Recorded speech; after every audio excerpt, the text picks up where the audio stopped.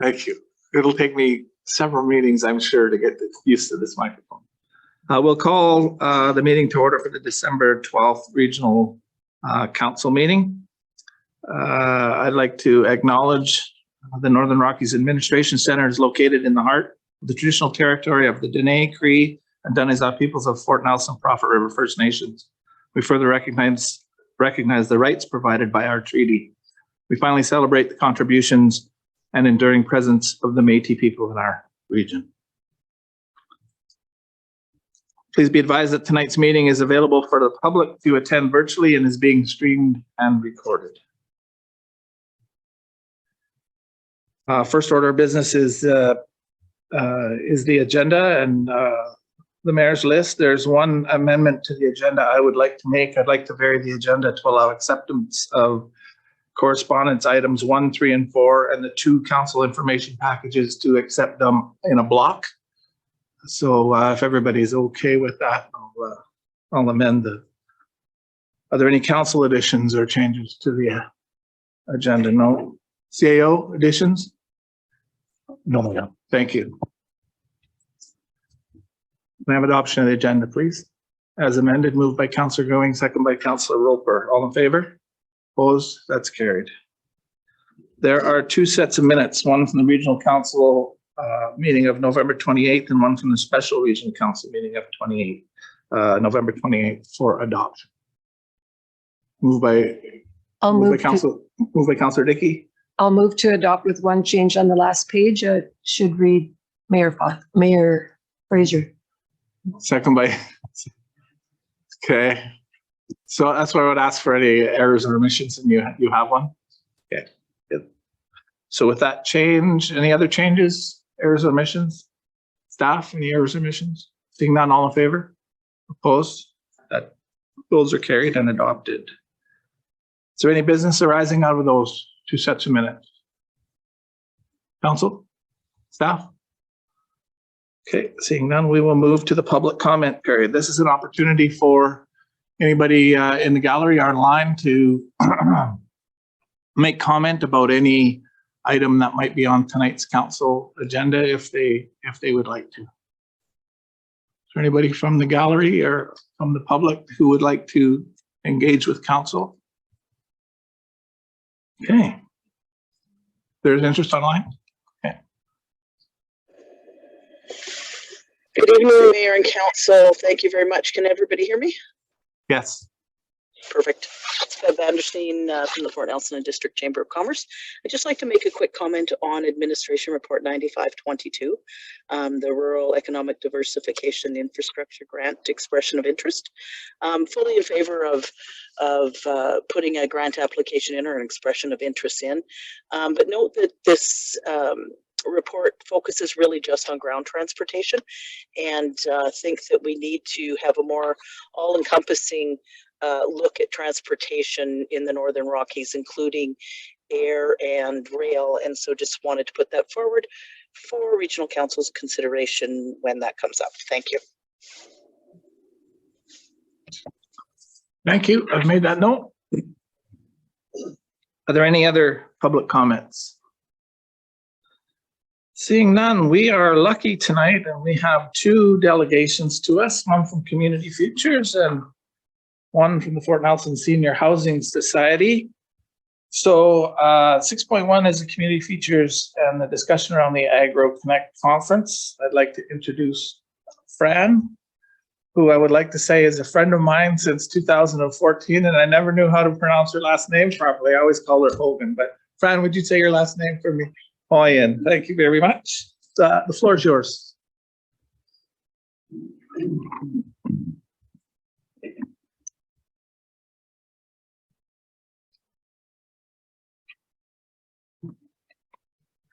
Good evening, Mayor and Council. Thank you very much for having us here today, or me here. I'm here representing the Agro Connect team. I work for Community Futures. Our region is the Peace River Regional District and your municipality as well. So we have a huge region.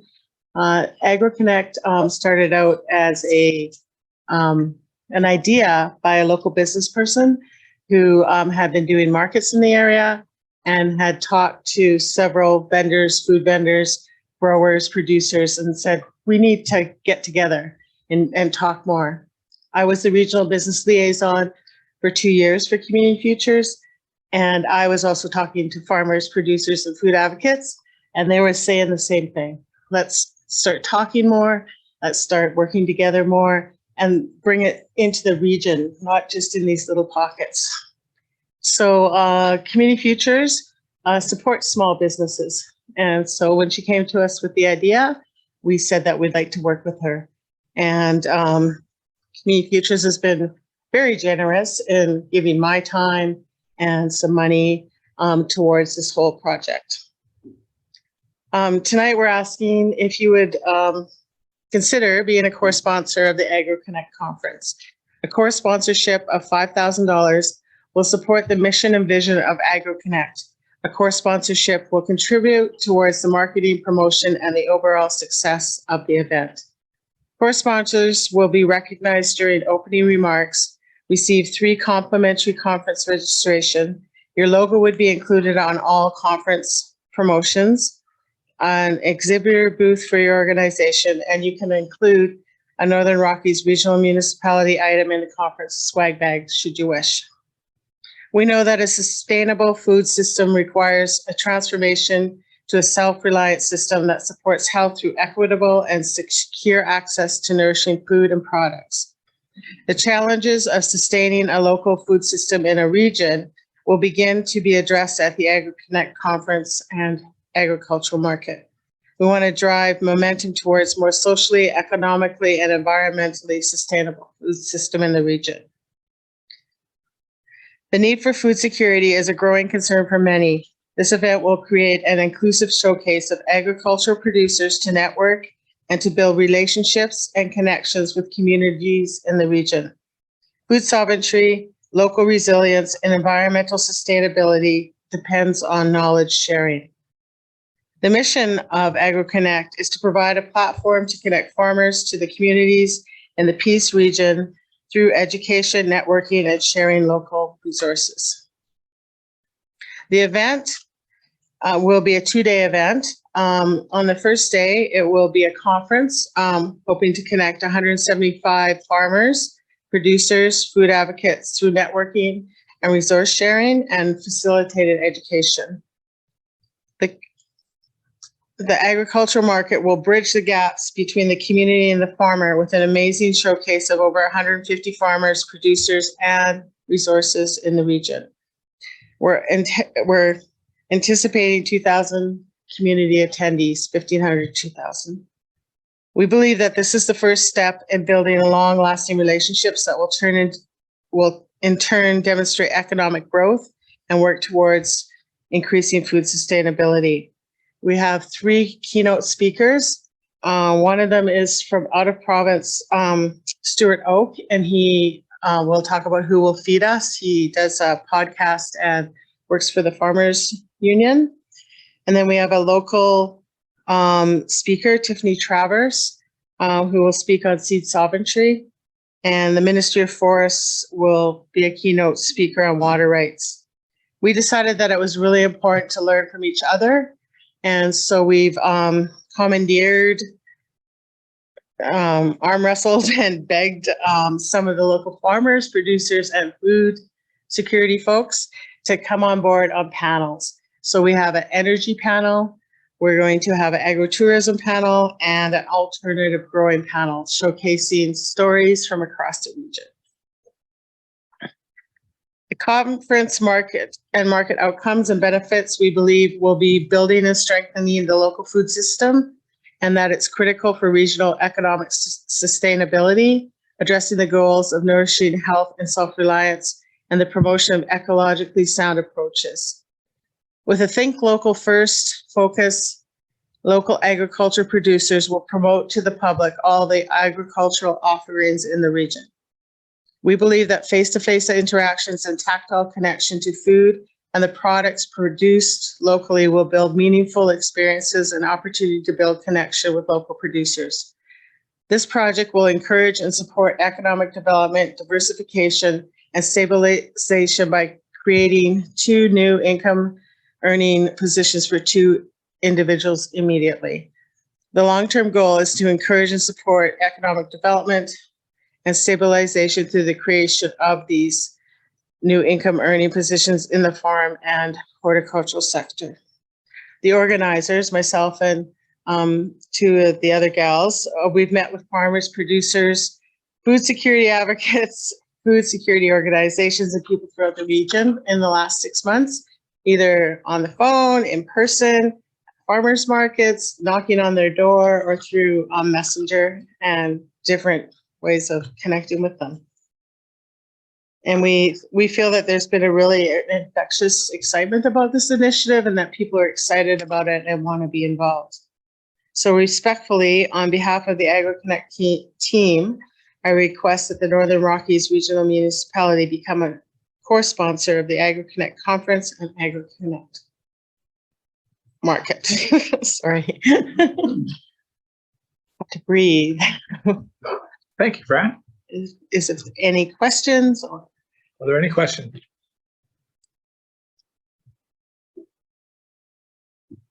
Councillor Souls, have you got anything generally to say with respect to the AgroConnect? I know that that's your portfolio, and I think you've been. I would say that the idea of having farmers and food secure people who are interested in those things getting together to talk is a very good idea.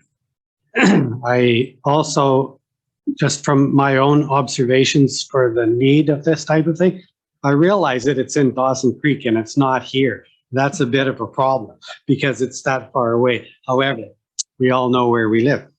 I would say that it fascinates me to no end as a farmer and as someone involved in that idea that we have a lot of commodity food grown in northern BC and northeastern BC and almost zero mechanism of tying it directly to the communities that it's from. Almost none. And so my hope is that, and I support the idea of having this type of a gathering. I think that it has value for that reason, where you'll get people that are not in the mainstream commodities world, but are more focusing on the idea of local connection. I think that's why it's called AgroConnect. Thank you. Anybody else? So there's a bit of correspondence a little later on in our agenda that speaks to this specifically. I agree, Fran. I think this is a great idea. I know from living in the Peace, there's been a study or two that we've done that identified, when it comes to horticulture and farms, getting people together and creating those connections was one of the barriers, and talking about what those barriers are and how we can knock those barriers down. And an event like this will help that to get those people together and hopefully create something that moves beyond just this year. So thank you very much for your time. Thank you. And that is our goal, to go beyond this year. And we did go back to that old horticultural study, as well as Northern Lights College did one a year and a half ago. So we integrated that into it as well. Nice. Thank you very much for your time. Safe drive home. Okay, that brings us to our second delegation of Fort Nelson Seniors Housing Society. I'd like to introduce Linda Mold. Oops.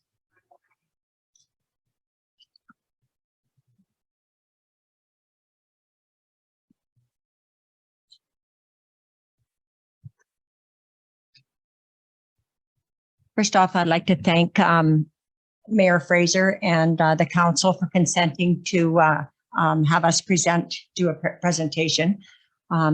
Number one, I would really like to thank Mayor Fraser in his wisdom of appointing a portfolio for seniors. It is something I feel this town is needing. We're gradually getting to the point where we do have seniors here. Growing up here, there was no such thing as seniors, and my mom was the first generation to actually her generation of Martha Countlin to live and die here. So seniors are now becoming to the forefront of needing a lot of support. I have been elected by acclamation, president of the Fort Nelson Senior Citizen Society. No pressure. Actually known as Grace Manor. I have Wanda Huntley here. She is our secretary. And Tana Smold is, I don't know what she is, you know, without her. And even though she's my daughter, everybody knows that I call a spade a spade. And without her, I honestly don't know where Grace Manor would be today. She was hired a year and a half ago. Wanda has been basically running the society by herself after she informed her daughters that she brought them in this world. She could take them out if they didn't help her. And so they were on the chair, they were on the board as well, and they have kept it afloat since my mom passed away. Prior to my mom's passing away, she was the mainstay, as you've seen in the letter, of Grace Manor. Things slipped and slid all over the place. Wanda got us on board. We now have a very viable board at Grace Manor. We're working our ass off, literally trying to get ourselves in the blue, in the black. We've got a lot of stuff going on with BC Housing, but I don't understand BC Housing very well, and neither do any of us. So we've got to learn more about that area. But in the meantime, we've been doing a lot of fundraising. This town is just about fundraised to death, in my opinion. We have raised to date, since I went on Grace Manor, and even before that, the last 2 years, we've raised approximately $28,000. I could get you true figures for that, but I don't have them on me right now. The money has gone towards paying bills. Okay, we've had huge hydro bills. We've had renos. Every time we turn around, and even though we have 23 apartments, we haven't been to capacity for quite a number of years. That doesn't mean the hydro went down, or our mortgage went down, or our insurance went down. Nothing went down. And we were only bringing revenue in from probably 10 apartments. So last year's, the papers that we gave to you guys to read, and I've just handed some more out tonight, we've had a shortfall. We've got it down to about 16,000 from last year. We would really like council to consider putting us in the budget, on the line, whatever. We would like to ask for 25,000, but if that's not a go, you know what? We just had a bingo when we raised $200 and we were ecstatic. It was $200 more than we had before that night, okay? And we're trying very hard to be transparent. We're going to be putting out a transparency report of everything Grace Manor has done and raised and where it's gone to and what we need money still for, like anything and everything. When we no longer need money and we're solvent, we'll let you know. Okay. Thank you very, very much for allowing us to come before you tonight, and look forward to hearing from you. And again, I'm so glad that you have a portfolio for seniors. I knew I voted. Pressure's on. Yeah. Pressure's on. Thank you very much for the presentation you made and for all the work that all of you do.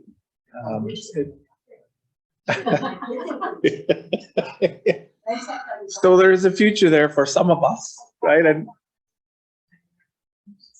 Linda, how many kids you got? 3. Because you don't got enough to look after you.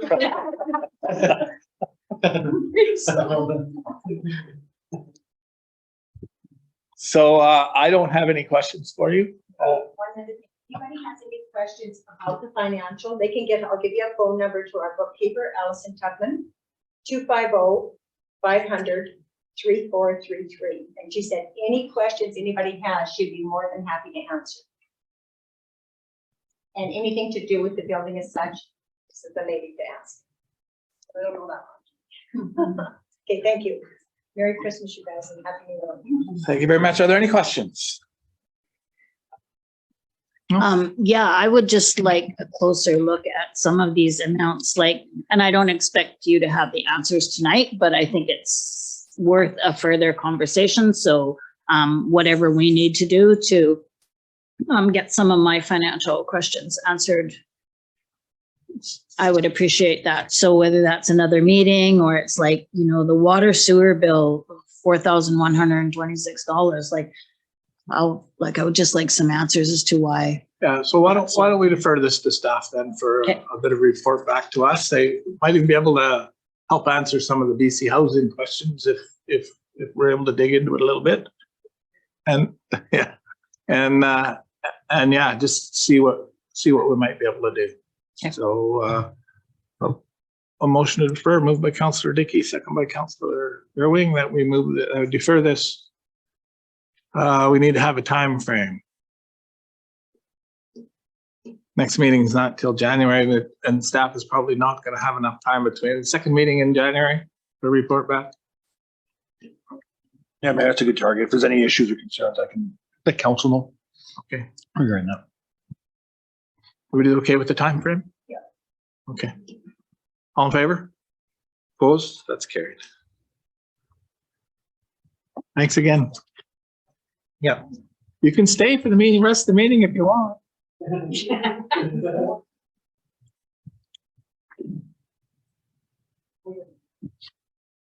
Okay, the next order of business is reports and bylaws. So administrative report 9122, Fort Nelson Snowmobile Club, their proposed off-road vehicle trail. Is there somebody from staff would like to speak to this? Hello, Mayor and Council. Oh, Gabrielle. Hi, Mayor and Council. The Fort Nelson Snowmobile Club has expressed an interest in establishing an off-road vehicle trail on a portion of municipal land that had been designated for the municipality's Phase 2 community trail. And the proposed off-road vehicle trail, it's located in the south industrial area of Fort Nelson and extends off 55th Street, continuing east to the Alaska Highway. And the report before you seeks direction regarding the Snowmobile Club's interest in establishing an off-road vehicle trail in this area. Within the administration report before you, we've included a map on page 2 that shows the proposed Phase 2 community trail, or rather its location. The Phase 2 community trail refers to an area of land that was proposed for a community walking trail following the construction of the Phase 1 community trail. And the idea to construct the Phase 2 community trail was developed through the 2006 Community Trail Master Plan process. Generally, staff's understanding is that the notion to construct the Phase 2 community trail was developed at a time when Fort Nelson was expected to increase in population. In recent years, however, there may be less interest in constructing the Phase 2 community trail due to a change in circumstances in the community. And for that reason, we've identified this area of land as a potential option for the construction of the off-road vehicle trail. That being said, however, the report also outlines a few considerations. It's expected that there would be some additional costs to the municipality should the Snowmobile Club construct an off-road vehicle trail on the portion of municipal land that had been designated for the Phase 2 community trail. And the report also outlines a few other considerations.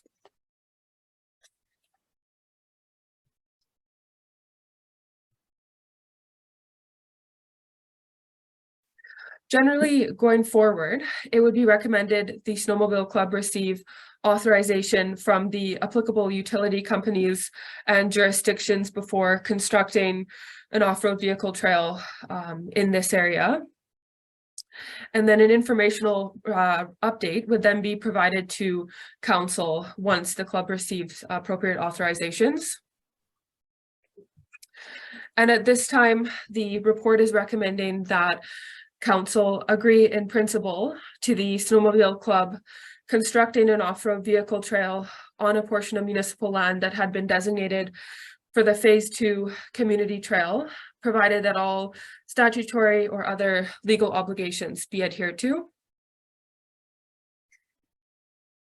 And I welcome any questions on the report. Thank you. Thanks, Gabriel. Are there any questions? Councillor Going? Yeah, thank you, Mayor. So I have a couple questions, but I'll start by under, it says next steps. And I'm just a little bit concerned with the wording that, just let me pick it up here.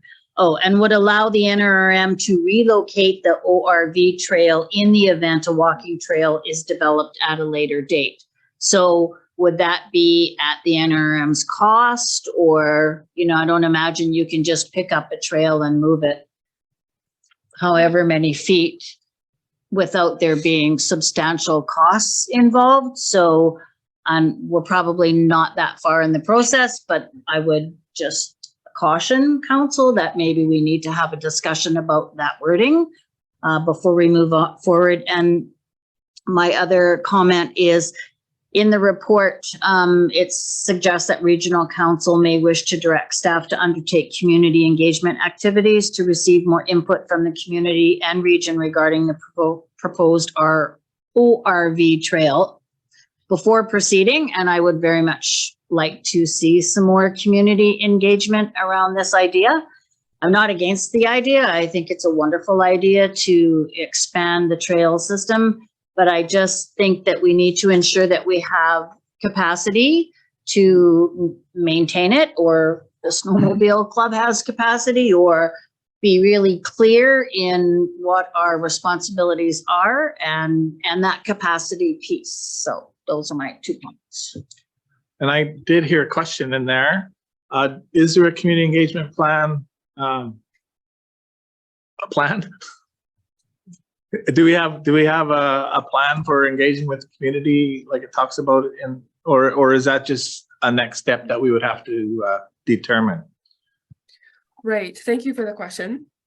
At this time, we haven't developed a fulsome community engagement plan, but that is certainly something that could be undertaken at council's direction. Okay, thank you. So yeah, it seems to me the second part that I heard about that was, you know, whether or not we would have to move the trail at some point in the future. Earlier on in the report, I read that there's enough space in that trail, like 50, is that right? The 50 to 80 meters wide, is that, or is that supposed to be 5 to 8 meters wide? Is it 50 to 80? If it's 50 to 80, I mean, that's huge. 5 to 8, you know, you're conflicting, right? But if it's 50 to 80, there's lots of room there for both trails. So can I get clarification on that, please? Right. Oh, sorry. Yes, just speaking to that, the width of the parcel, it spans depending on the section between 50 and 80 meters in width. So our understanding in speaking with the Snowmobile Club is that the intent would be to construct the off-road vehicle trail along the primarily along the southern portion of the area that had been designated for the Phase 2 community trail. And then if the club were to construct the trail primarily on the southern half, or the southern portion of that parcel, we expect that there would likely be enough space potentially to accommodate other uses, such as a community walking trail, should that develop in future. Okay, Councillor Sol. Yeah, just for memory lane, it tells me that the reason this was quite wide is that actually that right of way encompasses most of that huge stripping pile that came off of the whole the light industrial subdivision. So that's partly what determined how wide it is. It's a very huge and deep stripping pile. Mm-hmm. So it actually gives, it doesn't cover the complete circuit, but most of it. Okay.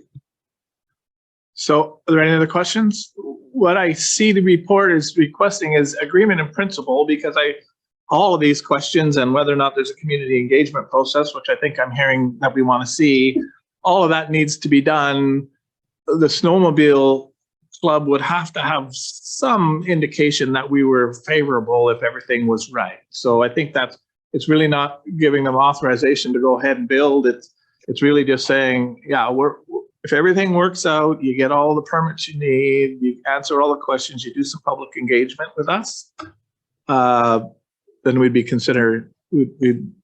agreeable to put it there. Is that more or less what you're Yeah, asking? there's just, because there's a bunch of work involved with this whole process, and Yeah. what we want to get an idea with council. Right. Council was to determine if there was a favor or if we objected to it in principle, so that we Right. wouldn't continue on, because there's been significant discussions and work that's occurred already with the Snowmobile Club, and we figured it was best to get an idea to make sure that there was, because the original intent, when that berm area was created back in the day, was for potential future walking trail, not a snowmobile trail. Right. Okay, what are council's wishes? I make a recommendation that we allow this to keep moving forward. Moved by Councilor Sol, second by Councilor Going, that we agree in principle with the ORV trail proposed by the Snowmobile Club. Any further discussion? Seeing none, all in favor? Opposed? That carries. The next order of business is Administrative Report 9229. Oh, have I got it doubled up here? The NDIT application for the intern.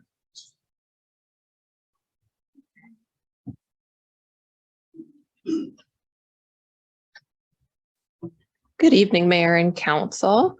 This app is an application for a grant, which would allow us to host a local government intern at the municipality. The intern would be, if we were selected as a community, would become here in May and work for 12 months.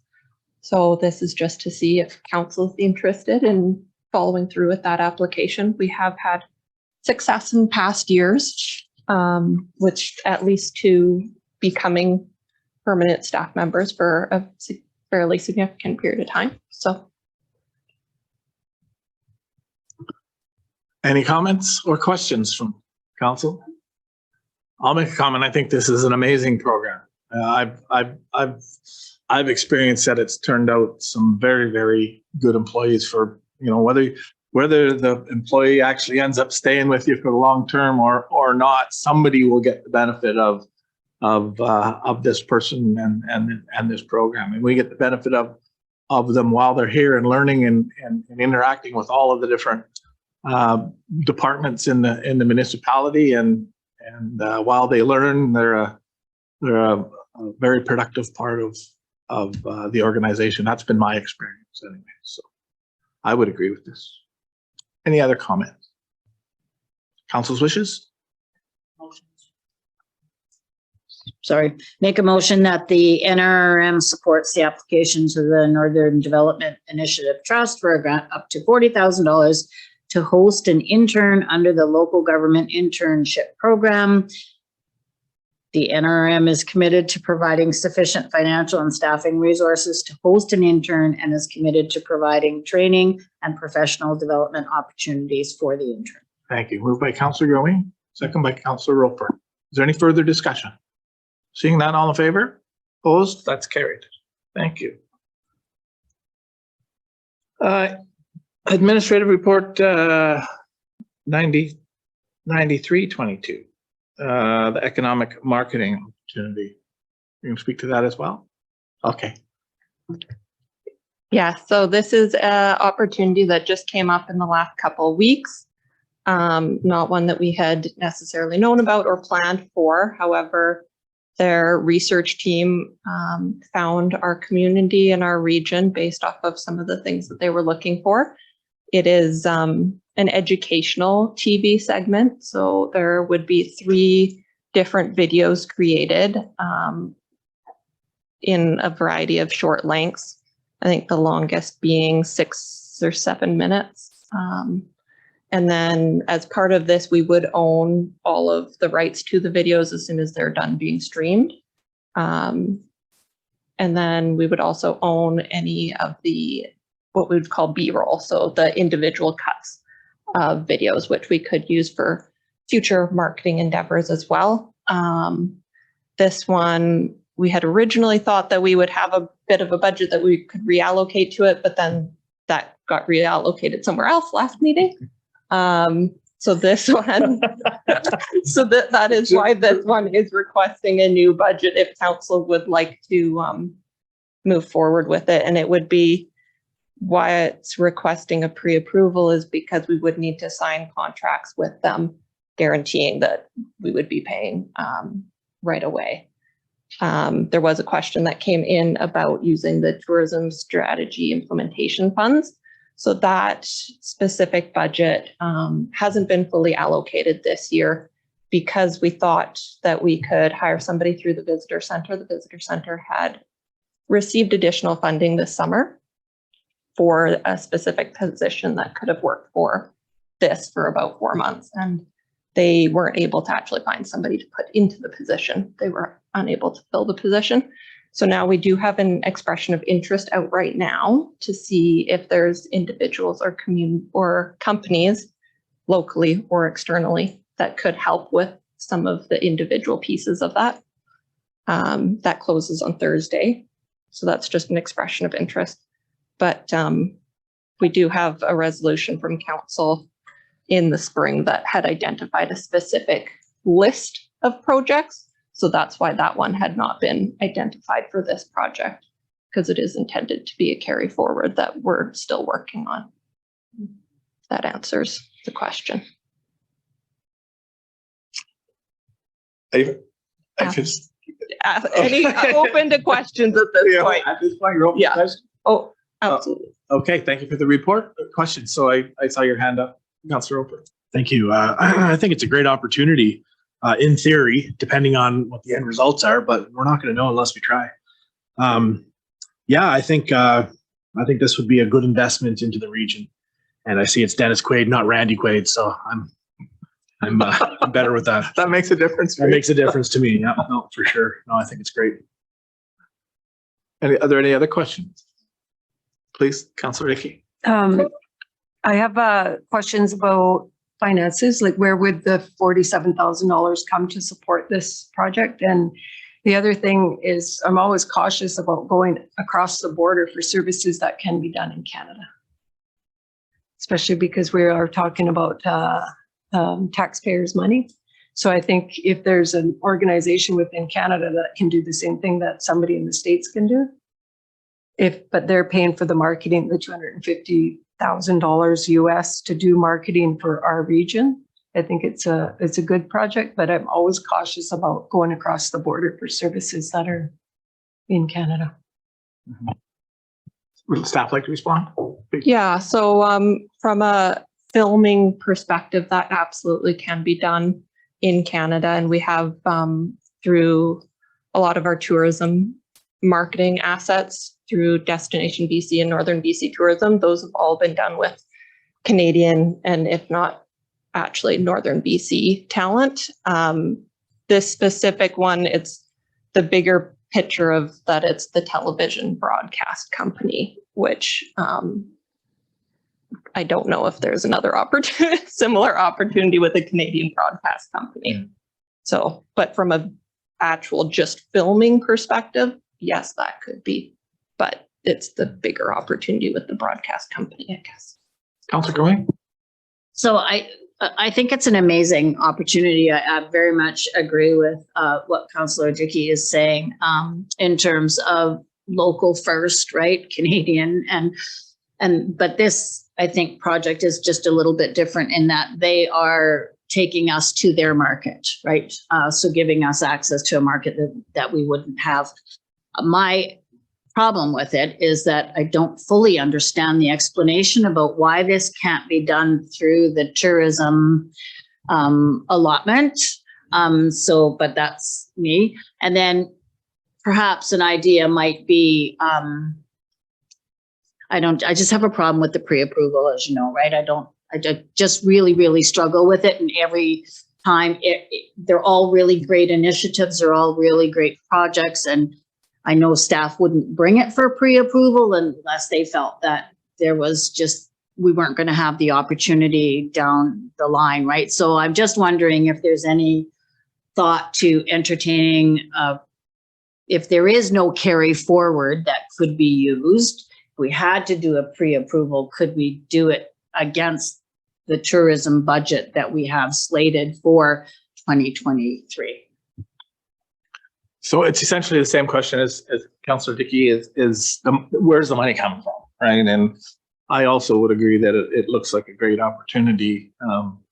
But, you know, when you get up to the sales table, you got to make sure that, you know, you have the money in the first place to go ahead and buy the sale item, whatever it is. There's some great opportunity here. There's the opportunity to put clips together, you know, not only for tourism, but also for marketing the community from an employment perspective, right? This is a production company doing this. And so, but I also am wondering, and you all know, you know, I voted against $7,000 pre-approval or something like that, 20,000, I'm sorry. So I also am concerned. I recognize though that this is maybe a one-time opportunity, but I see staff with their hand up to respond, hopefully to the finance question. So just to clarify for Councilor Gray, I mean, we could absolutely, it's not about not utilizing those funds. That's a council decision. What we just wanted to make you aware of is those funds already have, they're already dedicated to potential activities from the tourism strategic plan process, right? So if we utilize those funds, then to your point and comment made afterwards, then they would either have to be approved, not supposed to have to be, council would have to consider new funds in the 2023 budget, or not proceed with some or all of those strategic activities that are, because that was a plan implementation that was presented to council last spring, April.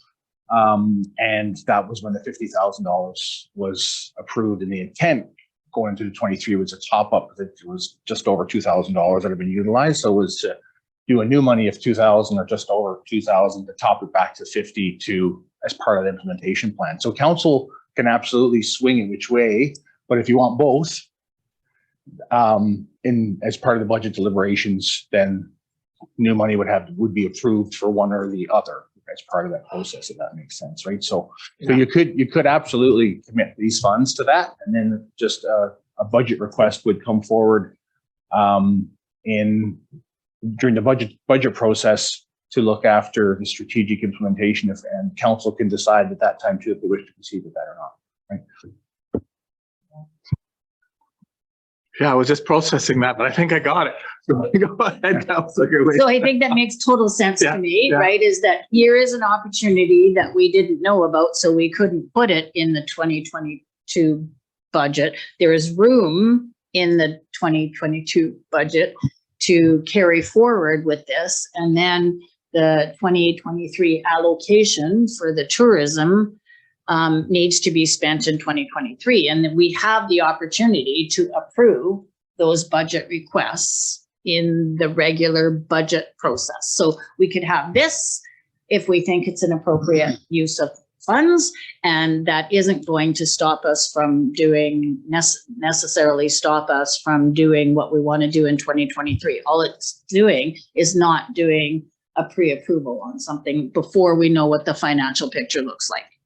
Right? Yeah. The only thing I don't know, and I defer to Chris, is I don't know between now and the budget meetings if there was any planned work on the strategic, the tourism piece that will require budget funds between now and then. That's the only thing I don't. So I'll defer to you for that one, Krista.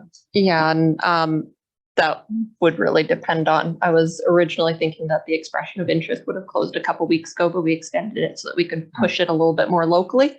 So without having my expression of interest and knowing who's out there, I don't have that answer.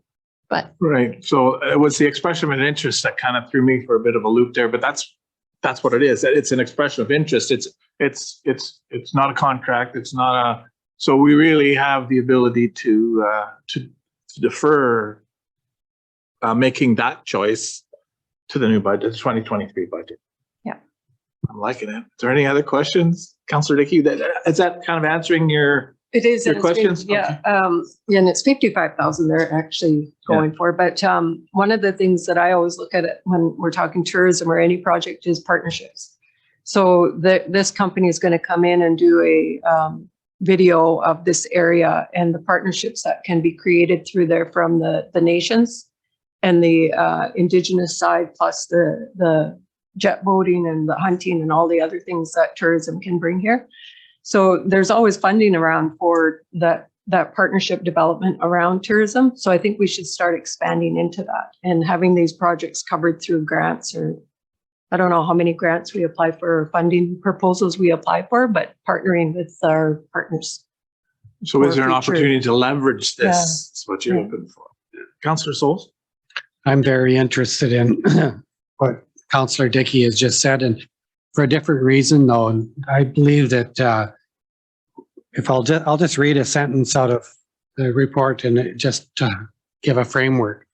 Viewpoint contacted the NRM based on a concept story related to living, playing, and working in the North. Their research team selected our community and region based on their interest to highlight places that have a deep connection to nature, as well as showcase our spectacular and diverse region to those living in major cities in the US and Canada.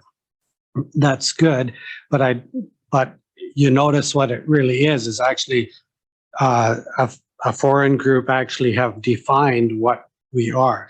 And I think that when you start creating things that end up on TV and they get edited and so on, they get to create the definition of what we are, not us creating the definition of what we are.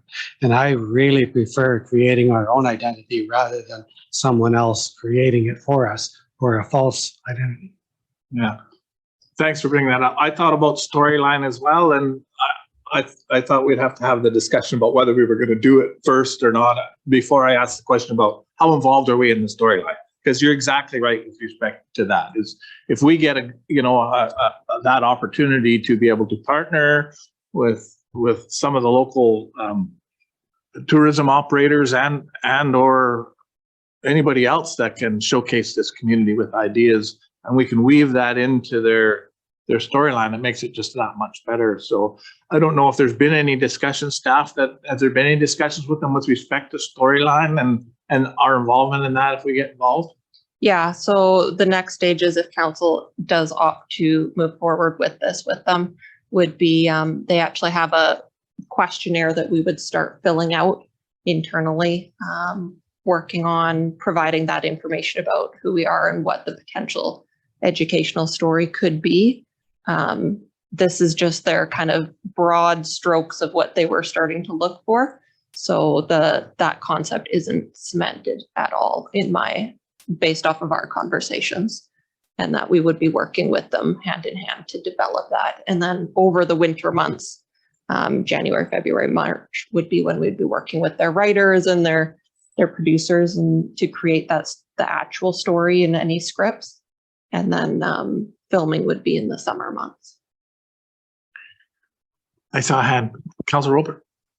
Have the producers indicated what their filming activities might inject into the region as far as money spent locally? Do we have an idea of the? No, we just have information on their distribution channels, and the one which goes out through email, we have the ability to filter down. They've got however many million subscribers, and they actually filter down to a very specific 1 million that we want to target.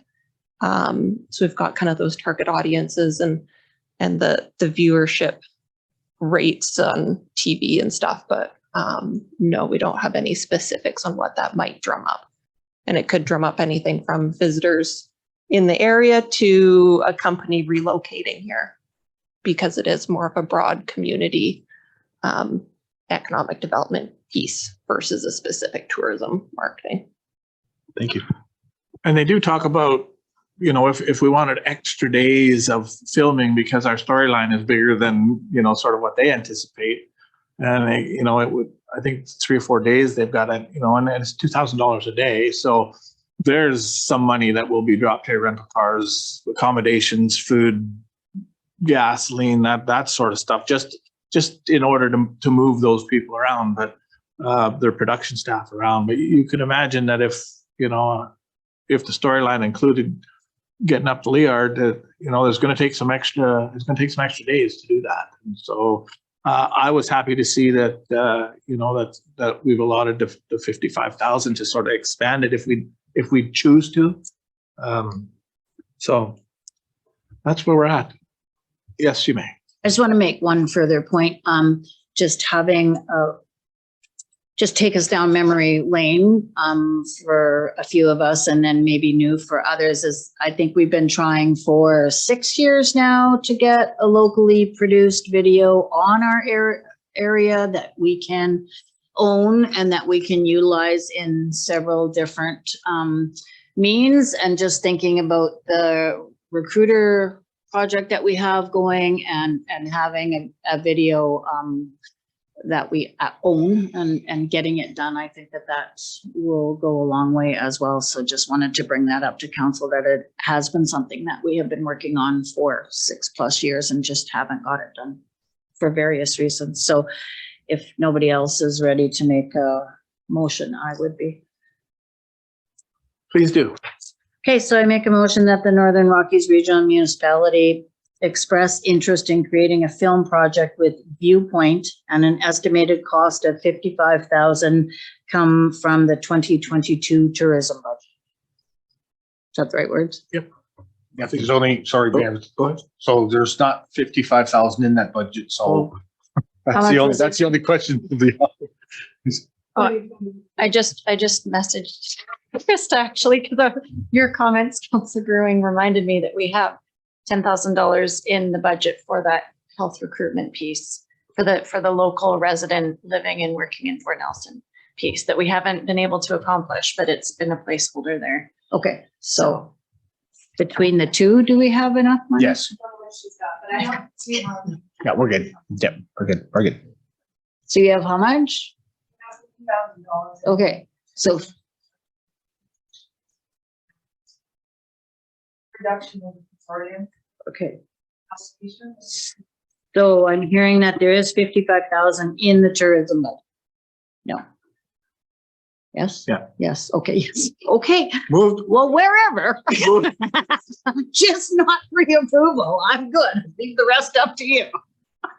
I think the original words that she used are appropriate, you know, the 5,000, so you've got that. So moved by Councilor Grewing, second by Councilor Roper. Further discussion? Seeing none, all in favor? Opposed? That carries. Thank you, Mayor and Council. 7.4 is Administration Report 9422, the Community Resilience Investment Program update. There is a report there for information. Is there staff to speak to it?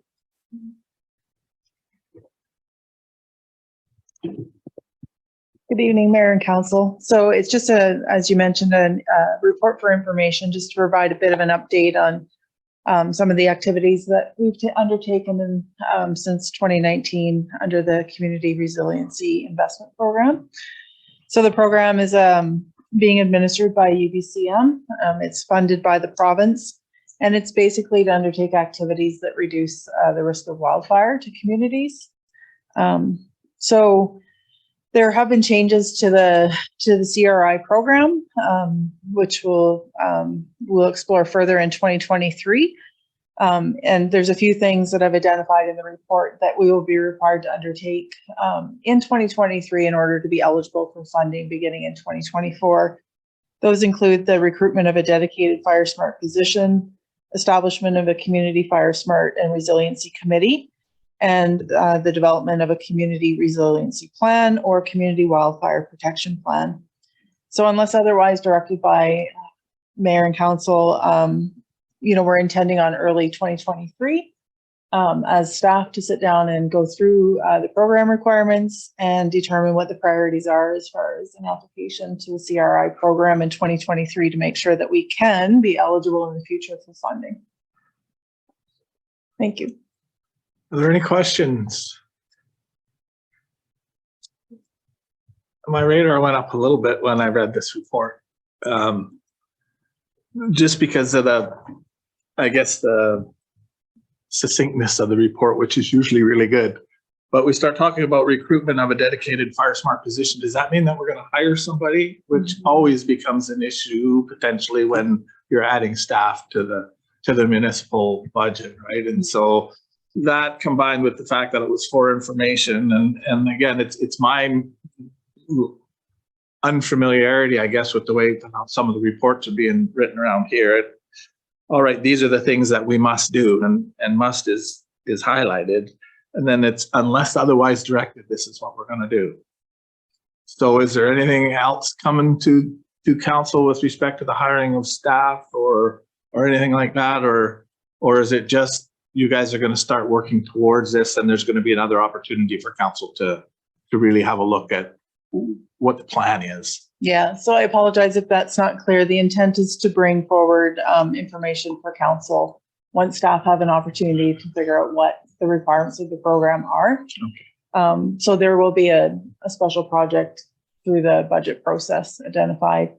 And just a bit of clarification on that recruitment, it's fairly broad. A lot of jurisdictions have had questions for the province about what that means and what that could entail. And it can range from anything from a small contract position to a full-time dedicated or the addition of work to an existing staff member. So it's pretty broad.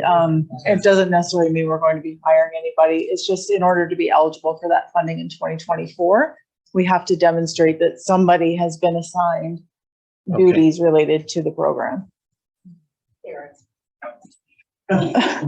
Well, okay. Are there any other comments from council? Seeing none, that the request is that we just receive it for information. So I think if you guys are all good with that, we'll leave it at that. Okay. The next order of business is admin report 9522, grant application to the Rural Economic Diversification Infrastructure Fund. And I think this is what the comment, this was the report that we got the public comment on. So I'll turn it over to staff. Mike, you're going to look after this. Thank you. Good evening, Mayor and Council. So this report deals with a grant opportunity.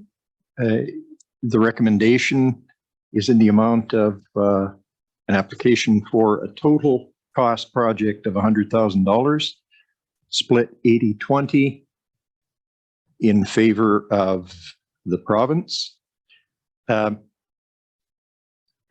To be clear, this is not a request for pre-approval, having taken note of that thread in other discussions. Is that tactfully put? Tactfully put, thank you. And if we were successful in maxing out the grant, which maxes out at 100,000, we would receive 80,000 from the province, have responsibility for 20,000 of our own. Within that 20,000, 15% of the total cost, so 15,000, could be in the form of dedicated time salaries for staff. And having been involved in similar activities previously, they can be time consuming, and this is a way to offset those costs that are ordinarily not offset. In addition to that, up to 10% of that 20K, so our cost, not total cost, can be in kind, and in kind can include such things as use of facilities by the contractor. If we allowed the contractor to use a municipal vehicle, etc., we could attribute that. So that would run that up to a total of 2,000 in kind. added to the maximum of 15,000 in salary, our net out-of-pocket cost, best case scenario, would be $3,000 to set up that $100,000 project. The project's focus is on local ground transportation. Staff started with a discussion on transportation in general, and that discussion was prompted a number of years ago, both by observation and reinforced by observation and experience, but also raised within the regional economic strategy as a critical underpinning to socioeconomic stability. And it appears in a number of forms. The need for local ground transportation emerges in ways that are not immediately obvious. First of all, the obvious functions are simple functionality, moving people around to do business. But the situation we're facing now, since so many of those services are either squeezed to almost nothing or eliminated altogether as per the taxi service, the repercussions of that are such things as, anecdotally, Minister of the Crown came to visit us. They would have preferred to fly here and fly out, but couldn't because they couldn't secure ground transportation and couldn't accept transportation gratis by reason of appearing to show favor. Yeah. So they had to spend 4 hours traveling on the road in a car rented from Fort St. John, business that didn't happen here, and another 4 hours driving back, 8 hours that we could have had time with the minister directly.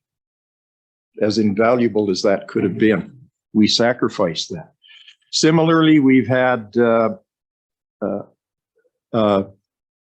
potential investor, well, an investor at this point, mid-range forestry operation, who has had to do the same thing. Partly because while we would offer to facilitate some mode of transportation for them, we would need to accompany them. And investors like their secrets. They don't necessarily want us to know who they're talking to, when they're talking to them, what land they might be looking at, etc. So that's a discouragement. A number of these things come together to throw a wet blanket on enthusiasm for investment among investors that have a variety of choices to make. They can go elsewhere. It's in conflict with what we put out, and what we believe to be true is that we're a community that's open for business and open for development. But the initial impression when someone with a checkbook arrives at the airport and can't get a cab, it doesn't do us a lot of good in terms of perception. So those issues are there. On the social side, it is an obvious, it has an obvious effect on quality of life for residents, and in particular, some categories of residents that are already disadvantaged. So while, for example, seniors have some opportunities for transportation, the flexibility of those opportunities are relatively minimal in terms of what their diverse needs might be. In addition to which, the definition of what we would pursue under this grant is, by being local, by being ground, is much more within the realm of that which council and the municipality can have a direct influence over, rather than when we have to deal with external parties, the situation gets very complicated. And particularly when jurisdictionally, they hold the hammer on decisions that need to be made in terms of policy or funding.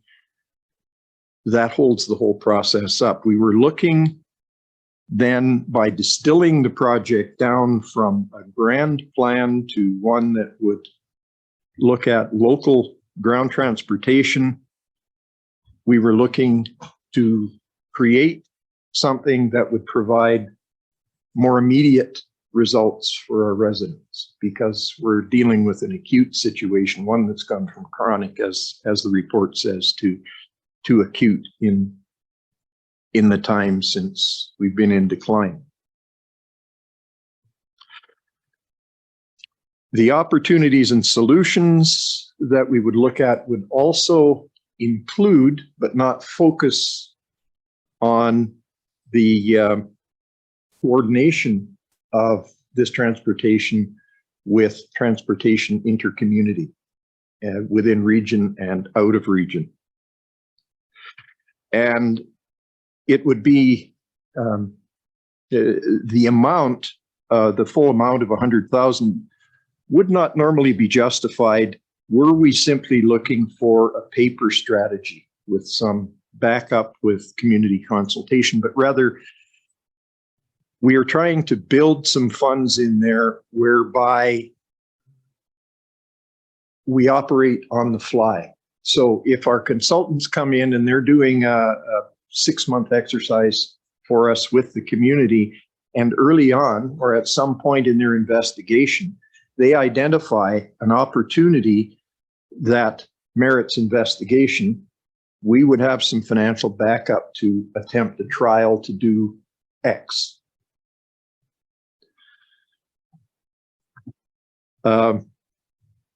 So quick payback, potential trials, and there is, were council to approve the recommendation, there is no formal budget commitment attached to this, and it would be brought back during the budget process. But to strengthen our application to the province, having formal council support would be very useful. So if there are questions, I'd be happy to try to respond. Thank you. Are there any questions for Mike? I think, oh, sorry. I just have 2 questions with regards to what Bev Vandersteen requested, was the air and rail consideration to be included in the research. And I was under the impression that there was a cab company coming on board. No? There is nothing established. I think we've had an application for a business license, but it hasn't proceeded farther than that. And keeping in mind that the current economics is what put the previous operator out of business. With respect to opening up to air and rail, I mean, I think you said you focused it to local ground transportation because of jurisdictions, or? No, related to jurisdiction, but if Mayor, if we are looking for something that we can do with more immediate result, as soon as we stray outside the area where we have more direct influence and we start involving the province and regulatory agencies, airlines, etc., then the persuasion, the conversations that have to be had, the cases that have to be made consume time, and we're leaving our residents without any return on our effort in the short term. And in as much as they're bleeding now, we thought it best to try to address some of that and then build what we've basically envisioned as a module that would be part of a larger operation, a more grand scheme on the level of the regional economic strategy, a regional transportation strategy is what staff has internally discussed. Thank you. Thank you for that explanation. And I did have a question about, is it just inside the boundary of NRM? But you said no, it would be prepared to look at intercommunity transportation as well, ground transportation. So So you answered that question for me. The other was the size of it. When I read this report, I said, wow, $100,000 on this. But you've explained that it, as long as we're able to maintain sort of the excess over whatever an expression of interest might bring with respect to how much this might cost. So you're not anticipating, the full amount for a contractor. You're anticipating a smaller amount, and then an amount, whatever is over that, will be in control of in the event that there's some kind of a pilot project or something. Is that Right. That's sort of the idea? And I think the cost to the municipality for the contractor's time would expand were there an opportunity for a pilot project, because we would have to rely on their specialized expertise to execute that project. So they would provide guidance. The staff time, in addition to being involved in logistics, background research, and exchanges and making sure that the project stays on track, would also be consumed in that on the ground kind of expenditure of time as well. Does the director feel that there are the resources in the department to manage a contract like this? Definitely. Okay, thank you. Are there any other questions? Actually, if I can just add, Sure. I think, like to Mike's point about, there's a social need here as well as an economic. And it's something that I think we can work towards so that the community can see real results. And it's not just going to be that study on the shelf. So I do think it's worth putting resources to. Okay, there are some options there. What are council's wishes? Councilor Ricky, would you like to read option one, if that's the one you? I'll read it. You The read it, regional yeah. council authorized an application to the BC Rural Economic Diversification Infrastructure Program for up to $100,000 to support the creation of a local ground transportation plan. So moved by Councilor Dickey, second by Councilor Roper. Further discussion? Seeing none, all in favor? Opposed? That's carried. Administration report 9622, accessible British Columbia. Is there somebody from staff who would like to speak to this? Hillary's coming.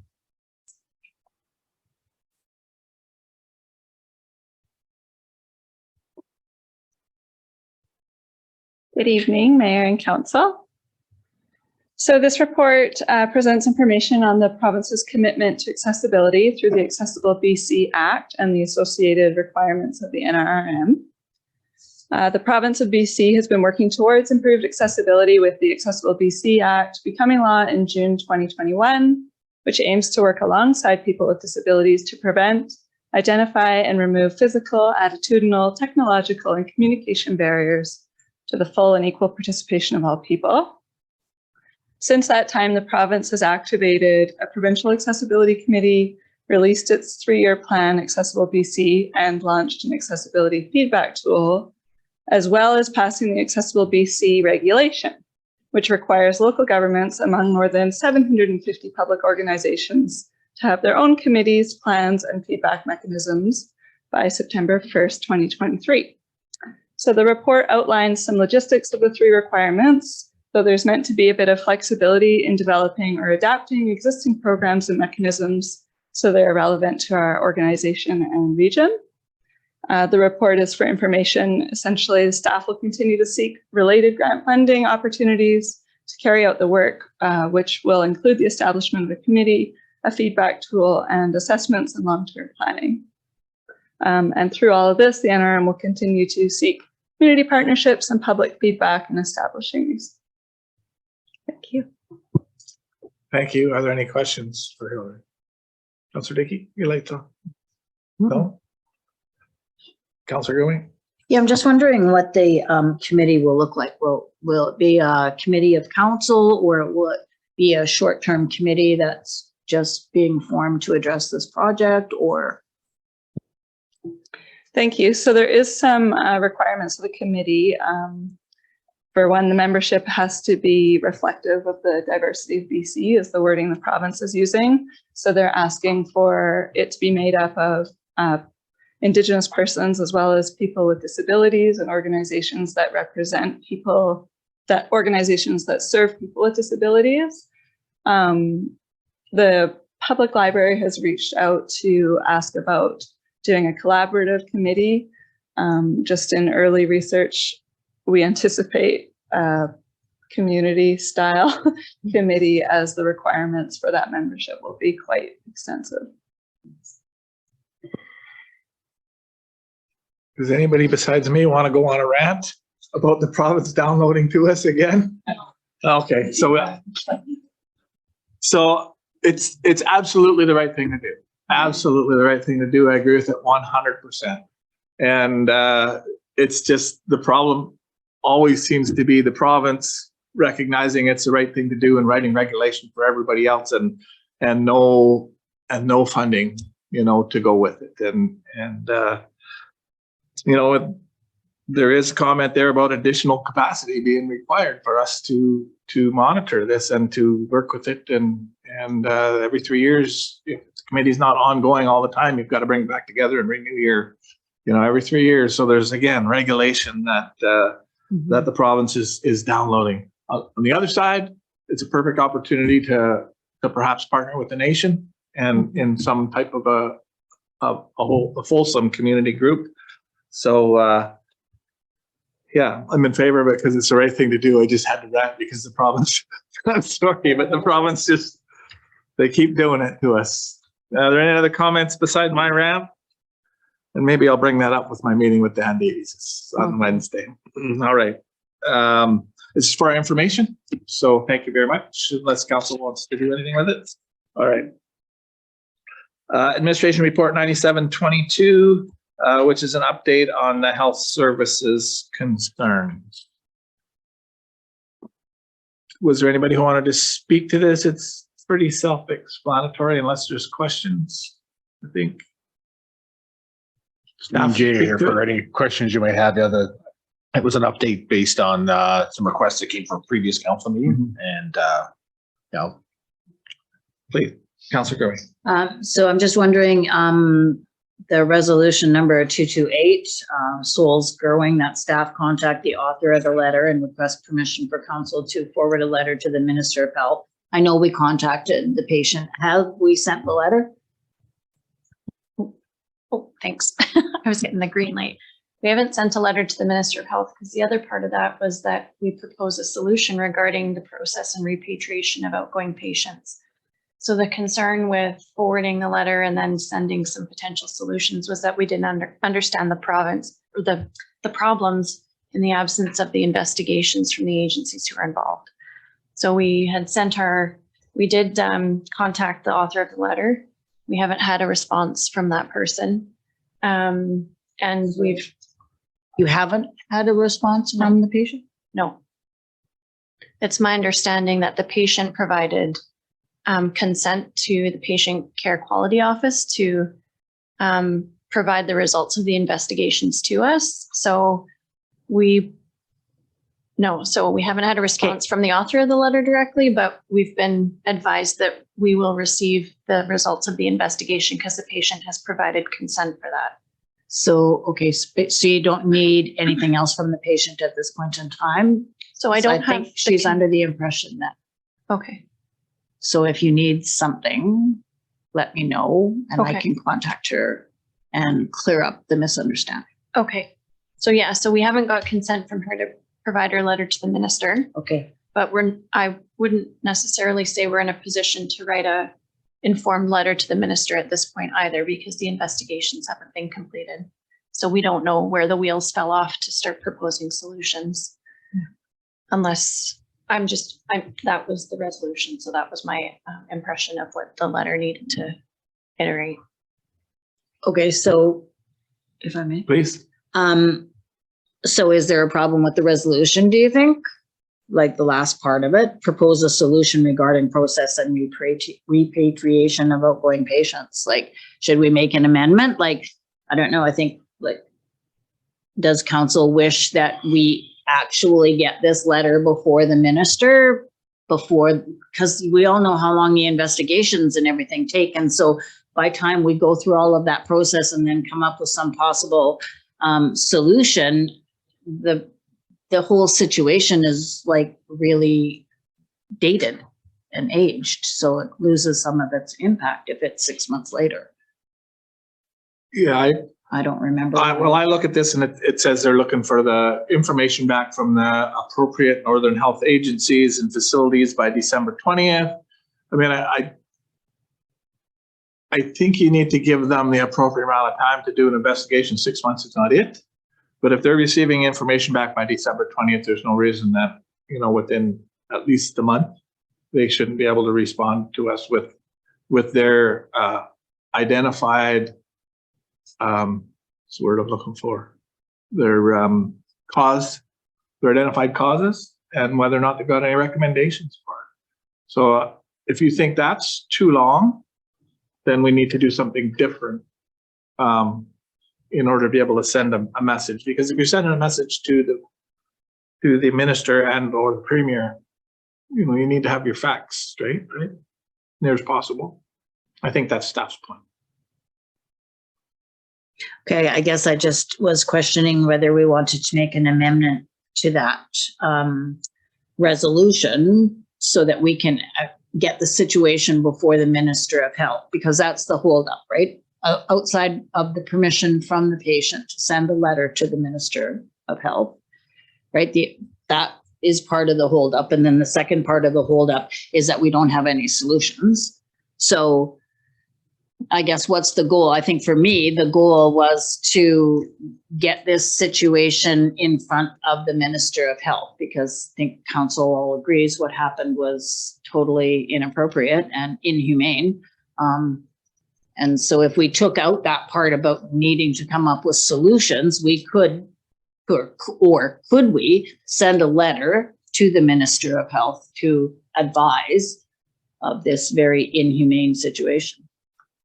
I agree and understand that the fact that it's pressing, but we don't know what the failures are, right? That's what the resolution says. We'll identify the failures and maybe propose a solution. That's what the investigation should tell us, is that there was internal failures to their system, or not, or what those were specifically.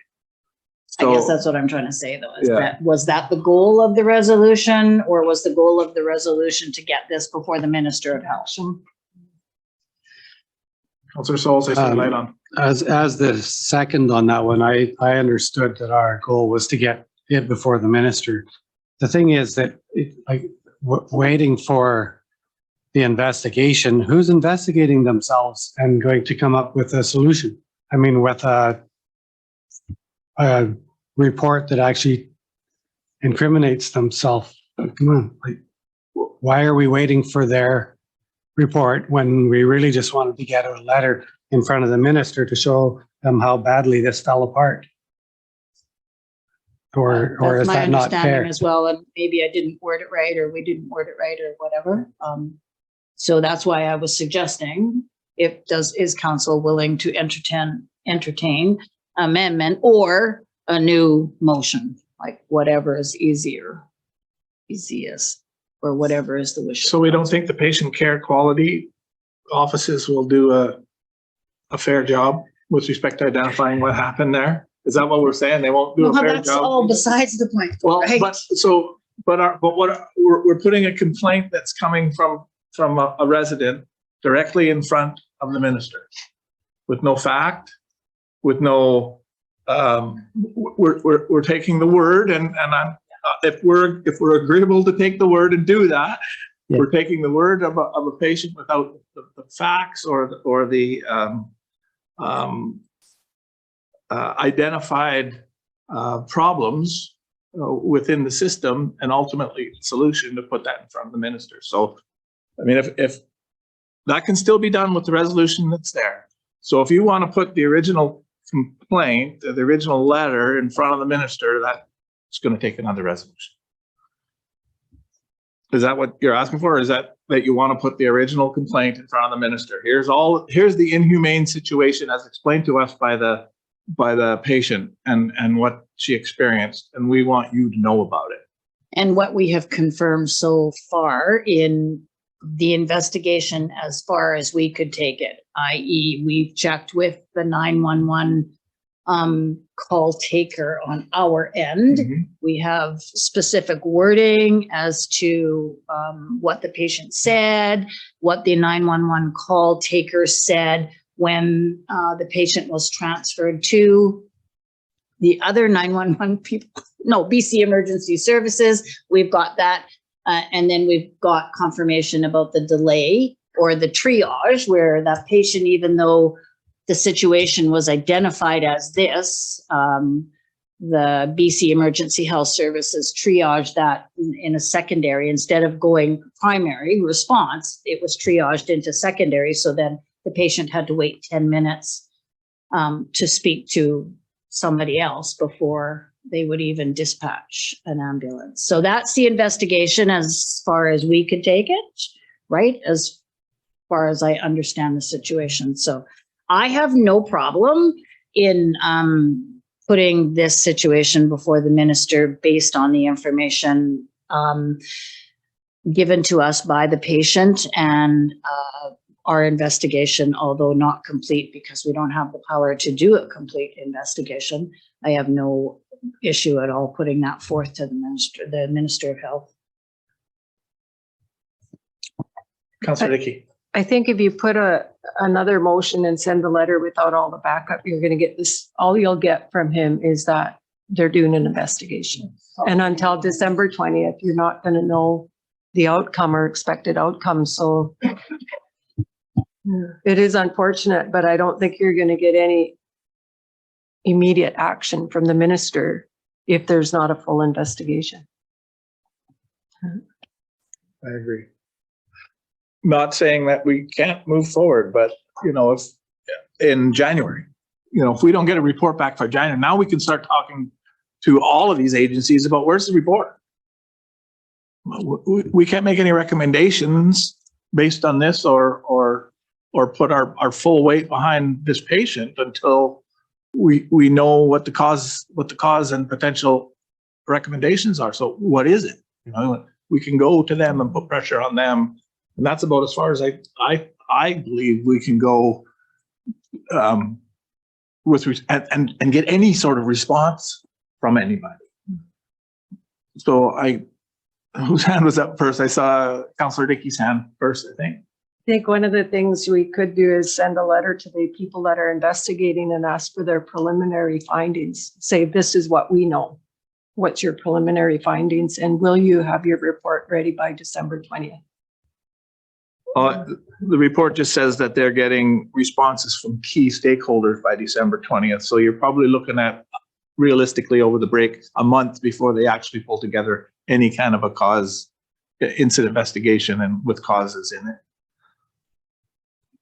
Councillor Gerwin. Yeah, I would like to put a motion on the floor that staff contact the author of the letter and request permission for council to forward a letter to the Minister of Health outlining the failures of the system after leaving Fort Nelson. And we can let it fail if that's. Okay. Moved by Councillor Gerwin. Is there a second? Second by Councillor Roper. Is there any further discussion? Councillor Roper. Yeah, I think this is going to take more than just one letter. It's going to be an ongoing correspondence piece. So I think the earlier we get in here, the better, even if we have nothing to say except for the system is broken and more information is forthcoming. I don't think that can hurt. So I think I would like to get on this as quick as we can. Is there any other discussion? Okay, seeing none, all in favor? Opposed? That carries. Okay, let's Northern Rockies Fire. No, I'm sorry. Grant and aid, fourth quarter grant and aid. Report 9822, page 42. This is a grant and aid from the Fort Nelson Senior Citizens Housing Society for $1,000 and for us to waive the policy to move it forward. Colin, go ahead. I would make that motion. Okay. Moved by Councillor Roper, second by Councillor Gerwin, that the grant and aid policy be waived to approve the late application of Fort Nelson Senior Citizens Housing Society for the 2022 fourth quarter grant and aid program funding in the amount of $1,000. Moved and seconded. Is there any discussion? Seeing none, all in favor? Opposed, that's carried. Northern Rockies Fire Rescue Administration Report 9922.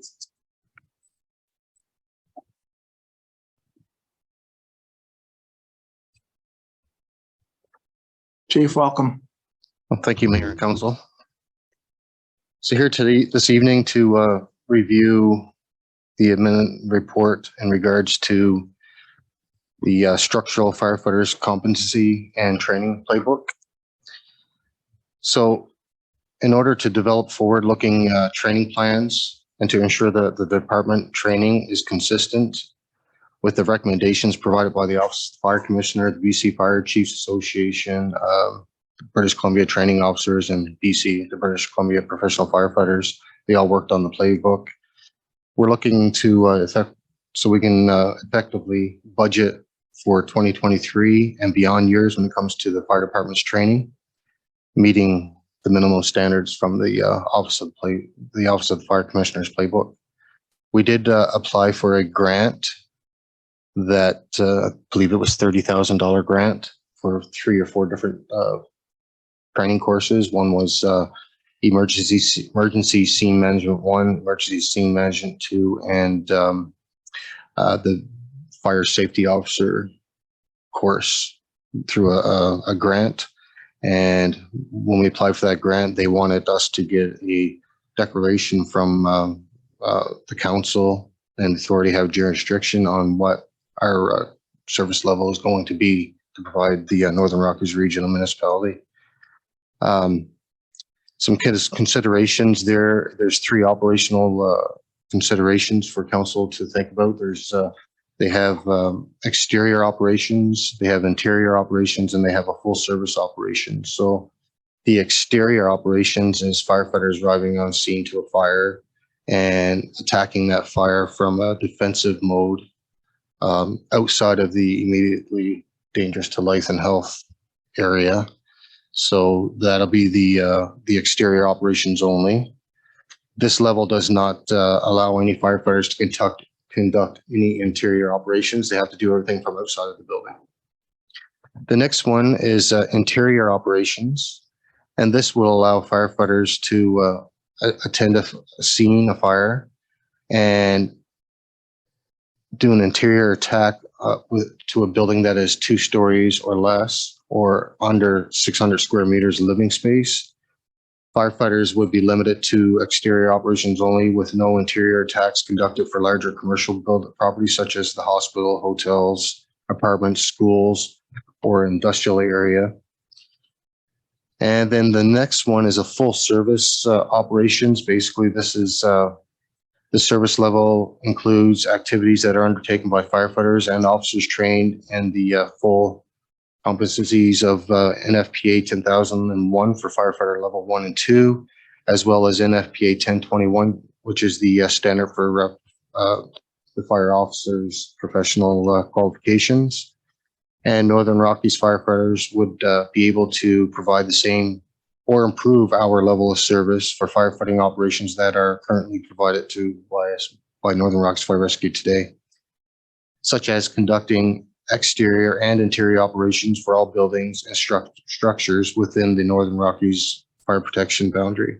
So currently today, your Northern Rockies Fire Rescue Department, we do basically it would be the full service service to our taxpayers and our municipalities. So our recommendation is that the authority having jurisdiction and the Northern Rockies Regional Municipality deliver the full service operations by Northern Rockies Fire Rescue within the fire protection boundary, or whatever option council decides us to move forward on. Are there any questions for the chief? Councilor Roper? Just with current activities and service levels, what would we be classified as right now without any decisions? What are we? As I said in the report here, basically today we deliver the full service. That's what we do today. So if we get a call, say to the Fort Hotel and on our 360 and we do our size up and our action plan, if it's safe to send firefighters inside, we do an interior tab. So by making this declaration, we're not making any changes to the department or any budgetary concerns. We're just solidifying the fact that we offer those full services. There will be some changes into regards to how we conduct our future training to keep up to the minimum training standard. So, but there's no increase of staff, like full-time staff. And we are going after more paid on calls as it is because we're low on numbers there alone, but I don't see any addition added to the budget because we train to the standard today anyway, so. Thank you. Are there any other questions for the chief? Chief, could you explain the ramifications or what it means to be the authority having jurisdiction? So that is to be you guys, council. You guys would basically have the authority to make that decision on what service you want your Northern Rockies Fire Rescue to provide. We just will bring information to you to make a decision. Right. So at the end of the day, you guys you have the authority. It Right. falls on your shoulders. It gives us the authority as well as the responsibility to make that determination as to what, and you're operating now as full service operations, and your presentation to us earlier today said that your staff are well trained. And so from a due diligence perspective, what would you expect us to request to ensure that we have the appropriate policies in place to ensure that our firefighters are adequately trained and that we actually have the complement of officers and firefighters to actually meet the full service operations guidelines as laid out by the playbook? What would you recommend that we ask for from you? From me? From you. We have full training records on every firefighter over there, so I can give you pretty well anything you require to ensure that we are meeting that standard, and for those firefighters that are required to meet that standard. I knew that you would. Could you pull together a spreadsheet that basically outlines the requirements of the playbook and how you guys have vet them from a training perspective and then an operational perspective? How because I think it asks how many officers are supposed to be on a scene, et cetera, et cetera. So if you can just pull those numbers together, and I don't need to know, we don't need to know names. I don't think it's just how many firefighters meet the training requirement for according to the playbook to meet the recommended full service operation. Did you want that answer? I can give you that answer right now. Who's 1001 trained? Like a number. Yeah. Or for me, I'd like to see a spreadsheet that shows that what the criteria of the playbook is and how we've met it. So if I could ask for a deferral motion until the chief can bring that information back.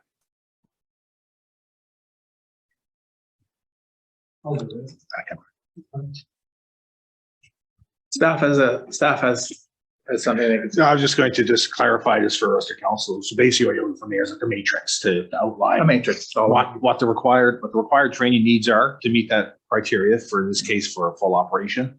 And then this is what we have so that you can compare to make sure that as the authority making this decision has the ability to make an informed decision based on the required levels of service and required training to meet the levels of service. And as an authority having jurisdiction, you have a legal requirement. We're legally saying that our department is adequately trained. We're saying that as people who are lay people, but because we are elected officials, there is a significant responsibility that goes with determining which level of operations in the event that there's an issue, God forbid, with a firefighter going down, then the authorities will be looking to us to see what we did to ensure, what diligence did we show as the authority having jurisdiction to ensure that our firefighters were at that level. I believe them, but we need as the authority having jurisdiction who will take on the legal responsibility of making this. And remember, we're not covered by WCB. We're each personally responsible for these decisions that we make. And I've sat on too many corners in Quest myself to not take this seriously. So I don't think it's that big a request. The chief is confident that he can pull that information together, and I knew he would be based on what he said earlier. It wouldn't be that much for him to bring a spreadsheet for us to review and ensure for ourselves that the training has been done. Councilor. I totally believe that we're fully certified to be a full operations service. And I trust that our staff ensures that we've met all certification and accreditations of any requirements that we are required legally. But if we need to see a matrix, and I'm sure it's pretty easy to pull together. So I'll ask for a deferral motion again until the chief can bring that information forward to us. Did I see that from you, Councillor Souls? Moved by Councillor Souls. Is there a seconder? I will second that motion. Discussions? Is there any discussion? Please, Councillor yeah. Durian. I mean, I'm going to vote against it, and so just feel funny to just vote against it without saying. I just think that the information is there. I feel that we can. I totally understand where you're coming from, and I totally appreciate that you are working to cover my legal responsibilities. I feel that we can go ahead with this motion tonight and have this matrix on file. And that way we can be covered. Yeah, I also feel that we have enough information to move forward. I mean, unless there's any information that might change the outcome of the decision, but I think it's pretty clear that, you know, we're offering those full service operations. I'd be more interested in maybe an amendment to the recommendation that includes those figures. This is a deferral motion. So it's only really when we're deferring it to. Perfect. That's just my opinion. So I would, yeah. Thank you. Is there any other discussion with respect to when we defer this? On the deferral motion, all in favor? All in favor? Opposed to the deferral motion? Okay, so we'll deal with it tonight then. If council have a recommendation based on this report.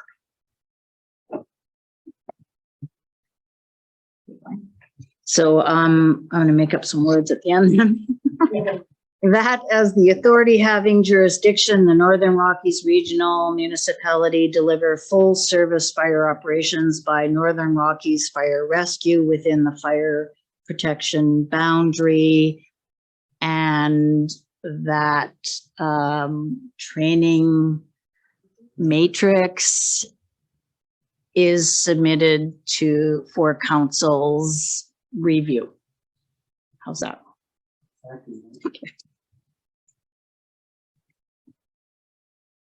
Did staff get that? Is that all that's required then? So it's just the training matrix that we're needing there? It's a review from the training matrix. That's because the training matrix meets all the certification. Well, it defines what those are because it lists them from the playbook, right? Okay. And then it shows how we as a organization, as our fire department and rescue department, how they have trained to meet that standard that's there. Then that covers it. Okay. Okay, I will vote against this because I think we're putting the cart before the horse, but that's, you know, where I stand on that. So is there any further discussion? All in favor? Opposed? I'm opposed, and I like that recorded, please. Okay. Administration report 122, policy amendments for discretionary grant aid. So there is a policy there.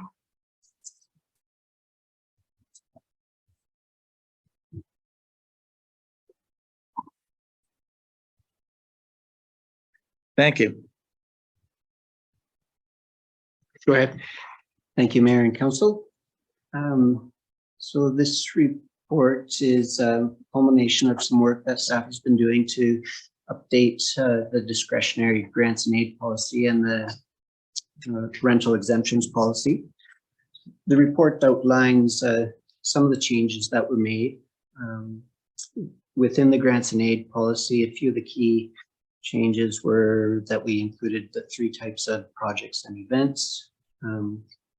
We identified that it excludes requests for fee exemptions at the recreation center, as that's covered under the separate policy. Set some limitations and other items there. With the municipality facility fee exemption policy, some of the changes that we are recommending is that to more fully encompass the fees associated with the facilities beyond just the recreation center. We're including policy principles. And we also included a list of legacy activities that were from the predecessor policy that we recommend that they be continued. And also that we recommend the administration of the fee exemption policy remain with the Director of Recreation, unless of course otherwise directed by council. A couple of the other outstanding items that we do need some direction from as well are the eligibility of applications where a fee waiver is requested for an activity related to fundraising, and the maximum value of any single waiver. Happy to try to answer any questions you might have. Questions for Trevor? Councilor Rowe? Yeah, there's one recommendation that that we amend the policy to require the organization to provide matching funds or in-kind contributions. Have we come across many applications where they're not meeting that criteria so far? Maybe 13, Yeah. So currently the grant and aid policy requires a 30%. And we have had applicants that don't meet the 30%. So I think it's just a reflection of the times, honestly, that this is in some of their, for some organizations, this is their only avenue for funding. So they might not be eligible for kind of more mainstream programs. And sometimes it's because the events that they're hosting or the programs they're hosting are small scale and they just don't have other revenue to support it. Sometimes it's also those ones where they don't meet the formula, was more so around where they were asking under the grant and aid policy for a fee waiver for a facility. So if we're now dealing with those applications under the facility fee waiver policy, then it might not be so common, but we have experienced quite a number where they can't meet the 30%. So would this possibly lead to organizations receiving maybe less funding? Let's say they have $400 to match, and we can give them $400 instead of the full $1,000. Is that how I should understand it? So that's always council's discretion. So for the grant and aid policy, councils reserve the authority to approve all applications. So staff, we receive the applications, we counsel them on the eligibility requirements as it's written, but if they're not able to adjust their amount, we would always put it before you and highlight where they don't meet the requirements. So council may always choose to waive the policy and award an amount different from what they would be eligible for. So we have had a couple applications where it's, here are the factors for you to consider, and it's up to council at their discretion. I mean, it's your policy, so you always reserve the right to waive it or adjust it. So I need further clarification on that. Can you remind me where that 50% clause is? Because my understanding was that the grant could only make up 30% of, and now we're saying it can make up to 50% of it. So does that mean that if we give them 1,000, it's a $2,000 event? Is that a 50%? Where before they would have had to put up $1,700 if they only had $300. Or sorry, they'd have to put up. Okay, yeah, no, I'm with you. Sorry, I confused myself. So, all right, I'm with Councilor Roper now. I understand. So currently it's 30%. Currently, it's 30. It's only good for up to 30% of their overall project cost. Their contribution has to make up 30%. So, yeah, Their contribution. yes. Okay. So now, So if now we're saying their contribution has to be 50%, it's going in the opposite direction of the argument. right, it's saying grant and aid for projects or events will not exceed 50% of the proposed budget. So we will only fund half, is what it currently reads. I mean, this is all, that's why it's all a work in progress, is we're Yes. looking for direction. Yeah. Councilor Gerwin. Can we have a discussion, or maybe we can move this to committee of the whole? Because I think we need to have a discussion around these matching funds, like our not-for-profits are really suffering.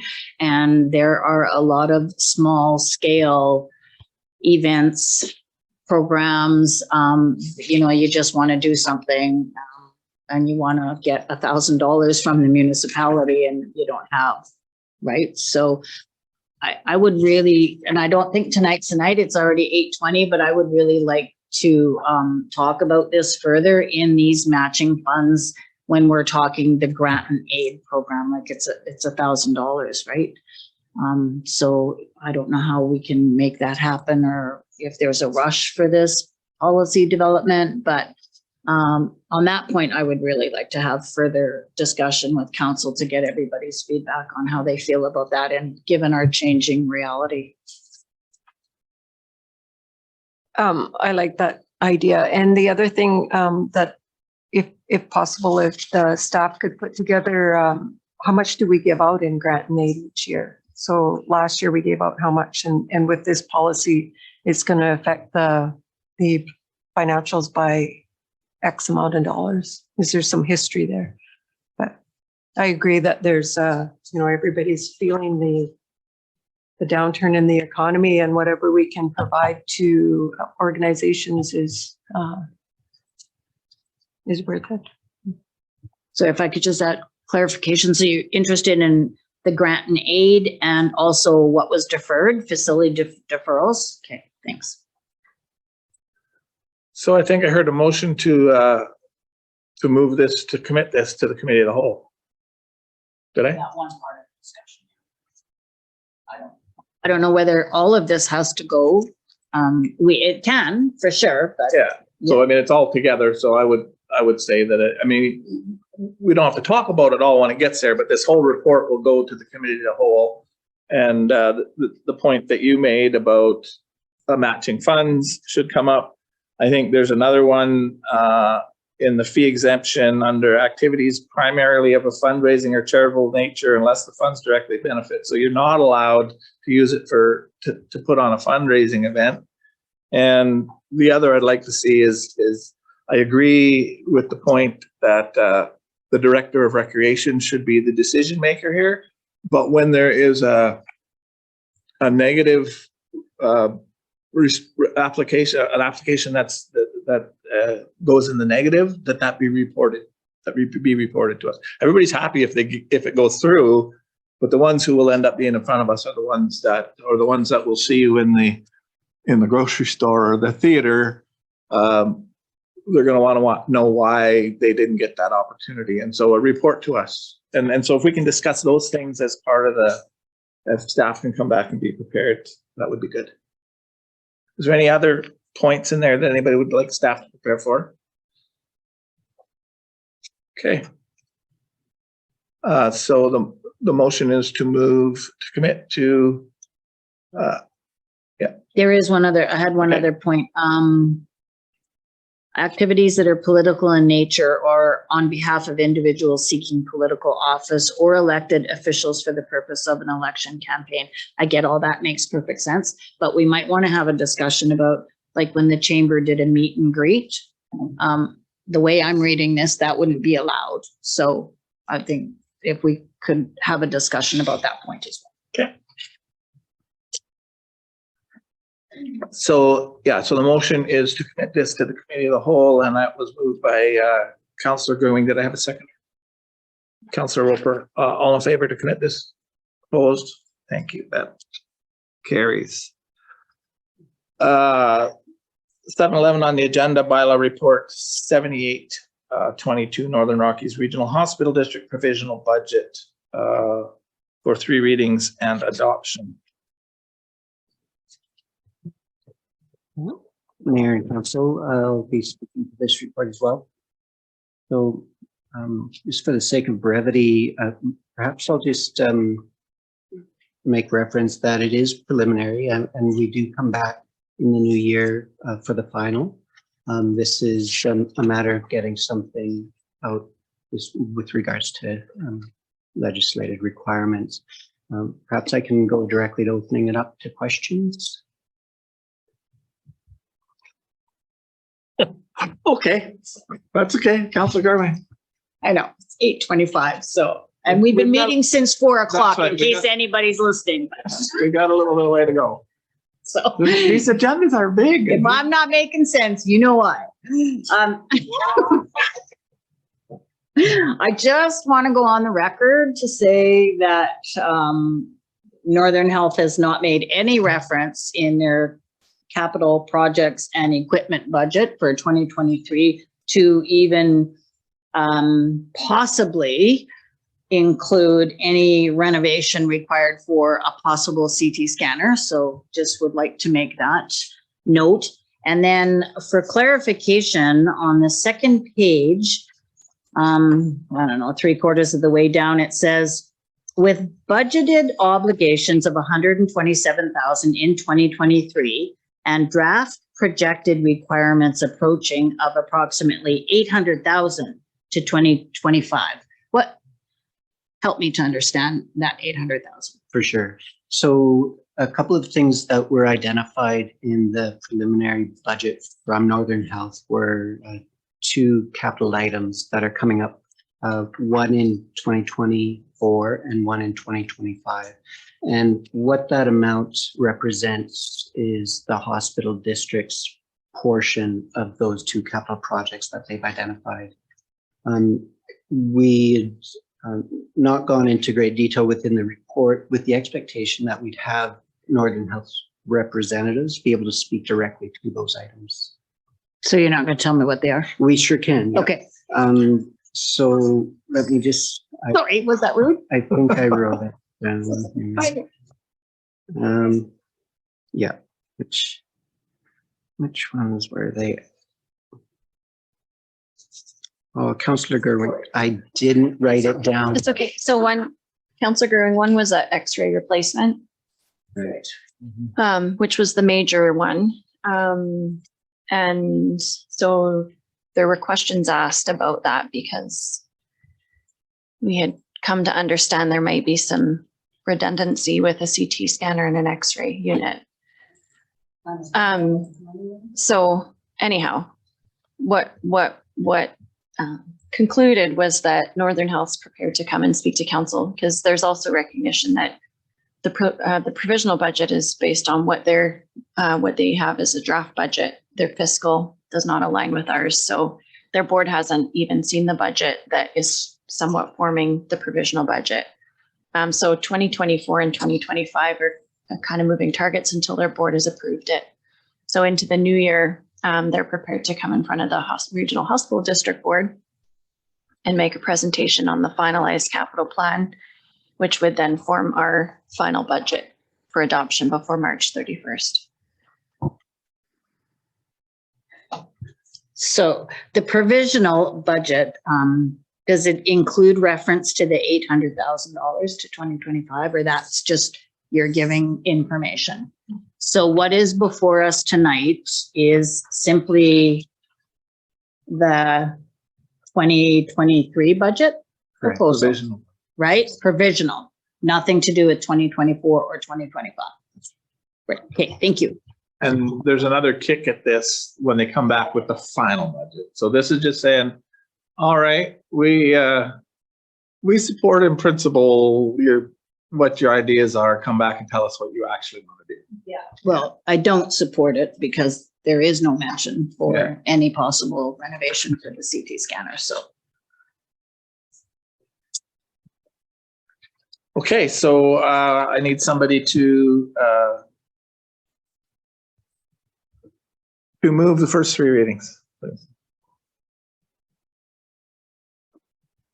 Do anybody in council? I move for recommend three we move readings, to the please? first three By readings. Councilor Stoll. Is there a seconder for the first three readings? Second by Councilor Dickey. All in favor of first, second, and third reading? Opposed? Would you like your name? Yeah, I'd like to be recorded. Recorded. Okay. So because we are a regional municipality, the act allows us to go ahead and adopt a bylaw in the same meeting that we do the first three readings. Am I correct in that? So there is the ability to adopt this provisional budget at this time. So is there anybody who would like to move adoption of the provisional budget? Moved by Councilor Roper.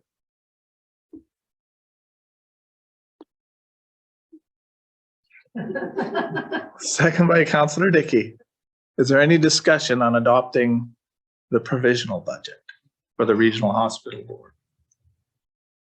I want to think, Counselor Soul. I want to think about it for, Right? How much longer do you want to think about it?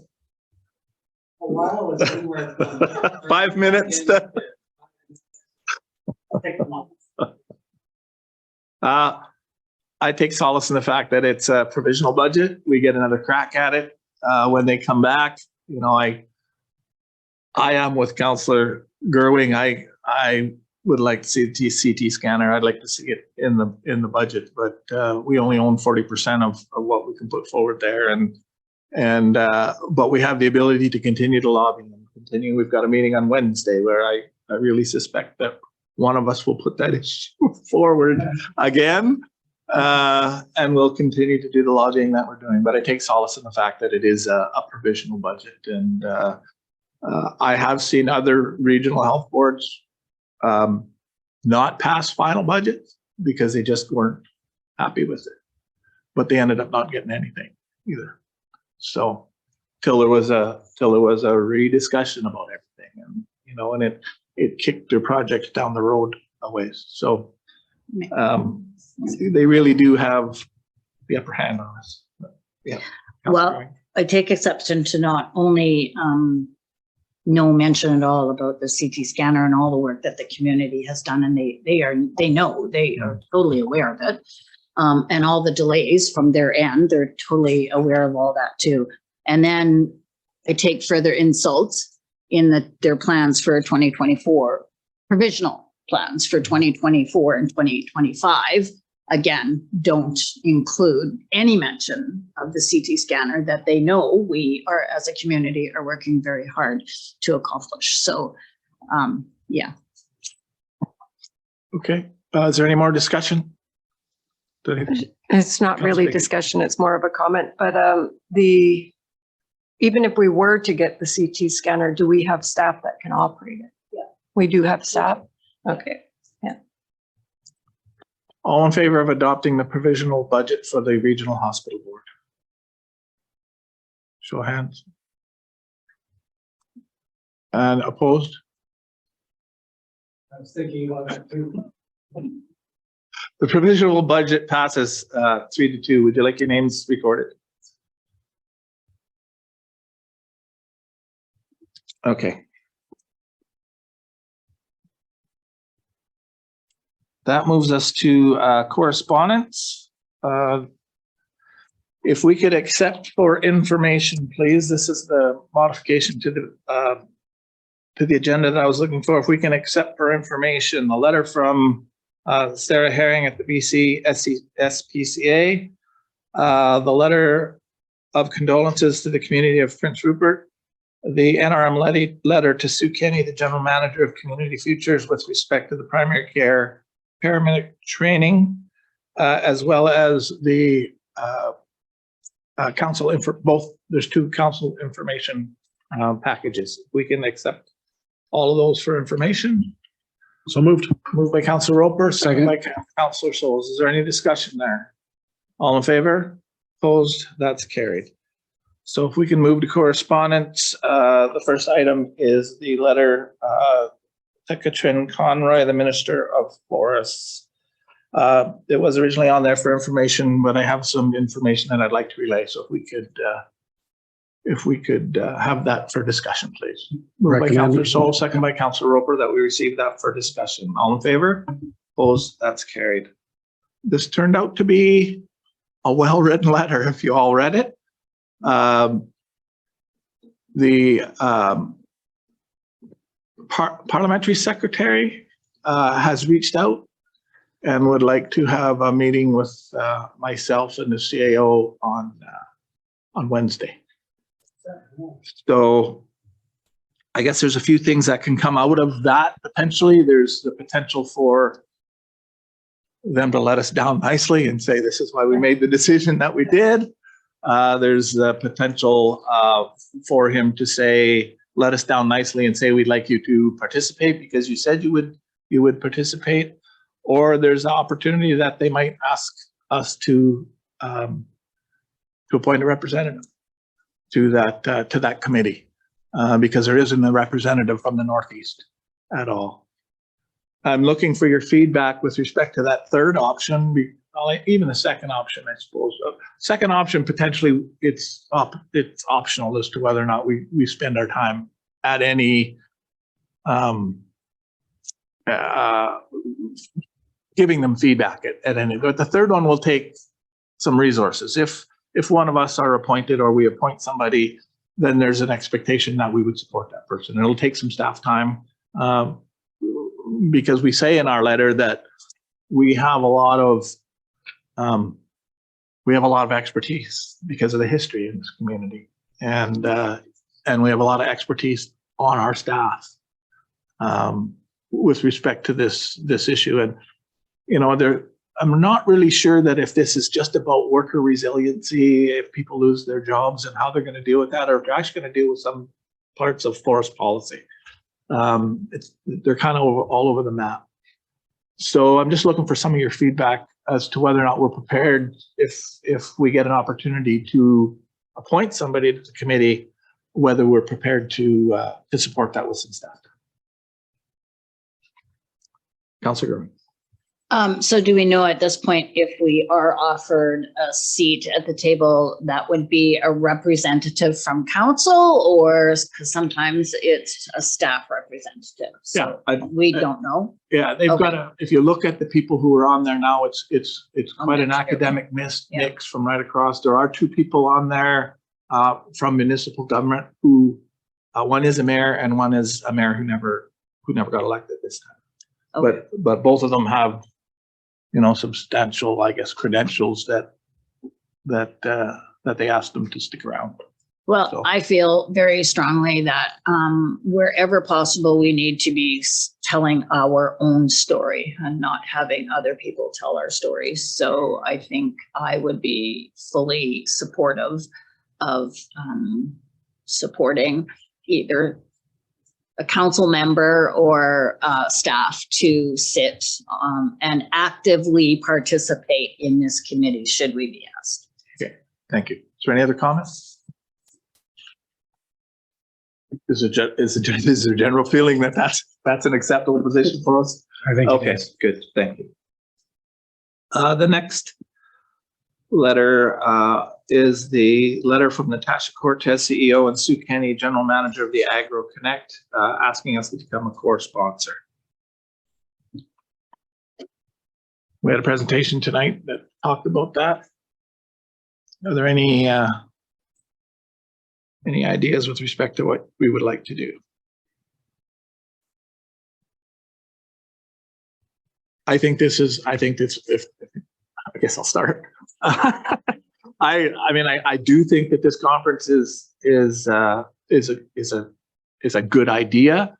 I tend to agree with Councillor Souls. I think I heard you saying it was a good idea that this happens, but not necessarily that we participate in a way where we're becoming a sponsor at $5,000. I certainly would like to participate because I think have some participation, whatever that looks like, because I think there's an opportunity for this to become much, much more. And if we see the value in it, if our representatives that go to the see the value in it, there might be an opportunity in the future to become a sponsor. But that's my view this year, is that we go and we feel it out and we make a determination from there. That's my view. Councillor Solson. That was a very diplomatic way of saying what I was going to say, that we should send a spy. Well, actually, I think that someone of us should participate in the event. And remember that the presentation indicated that it's not just a one-time event, that the aim is to begin a process of conversing around these issues. And therefore, we will have opportunity to be a sponsor at a later date. But first, let's check it out on a lower level. I thought I read somewhere in here that there was some staff to staff discussion. Is there anybody from staff who can kind of speak to that? Are they expecting this because we said something? I know you wouldn't commit, but I'm just wondering if we've had more interaction than what we just saw tonight. Is there anybody from staff can speak to that? You want to speak to that? I think there's been some discussion on the planning end, but I'm not sure. I forget where I read it too, by the way, but I saw it there. So. Right. So Hillary, actually, and Gabby from the Regional Development and Planning team have been working with AgroConnect just to, develop mailing lists and things like that to get the word out, helped organize the event today.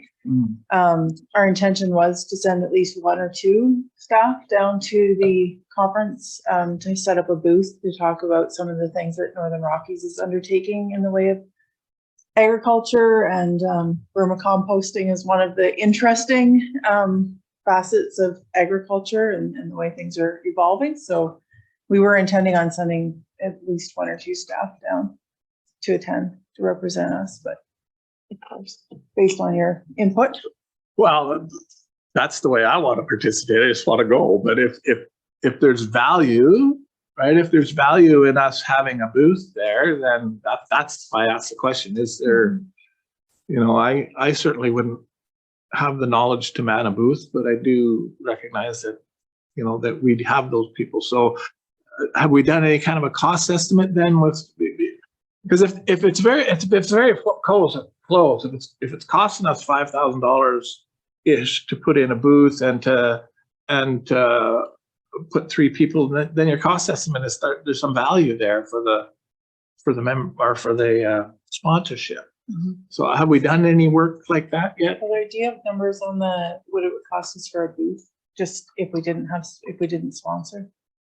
I think what was saying, $100 a ticket. Yeah. If you are a sponsor, then you get a certain number of booths and get membership or tickets and whatnot. But Yeah, I did read there that there was 3 free tickets and a booth. But if the tickets are $50 each, that's $150, and the booth would have to be like $4,500 to make, right? To make it pay. Yeah, right. So it's a fairly small cost. So the sponsorship there's no value there from the perspective of we're going to, or is there? Yeah. So we could put the booth in. Yeah, and send staff there and check it out. So I did want to feel that out. I mean, if it was going to cost us close to $5,000, it makes sense to go ahead and be a sponsor, but it doesn't look like it. Are there any other questions?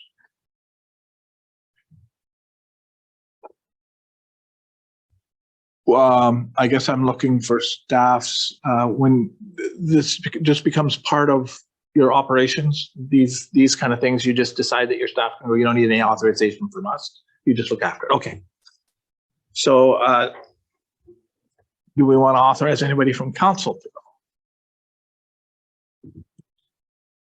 go? I haven't had the discussion with my better half yet, but I know we were looking.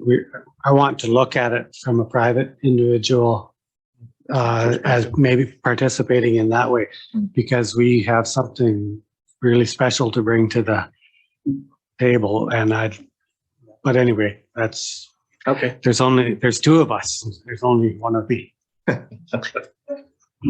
All right. Are there any questions? we've just received it? Okay. The next letter is from Brenda Southam, Executive Officer for the Real Estate Institute of BC. So the letter is addressed to me asking if we want to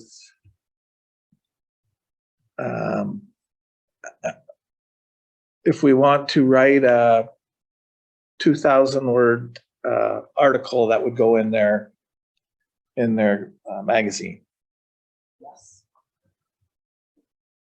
Yes, we do.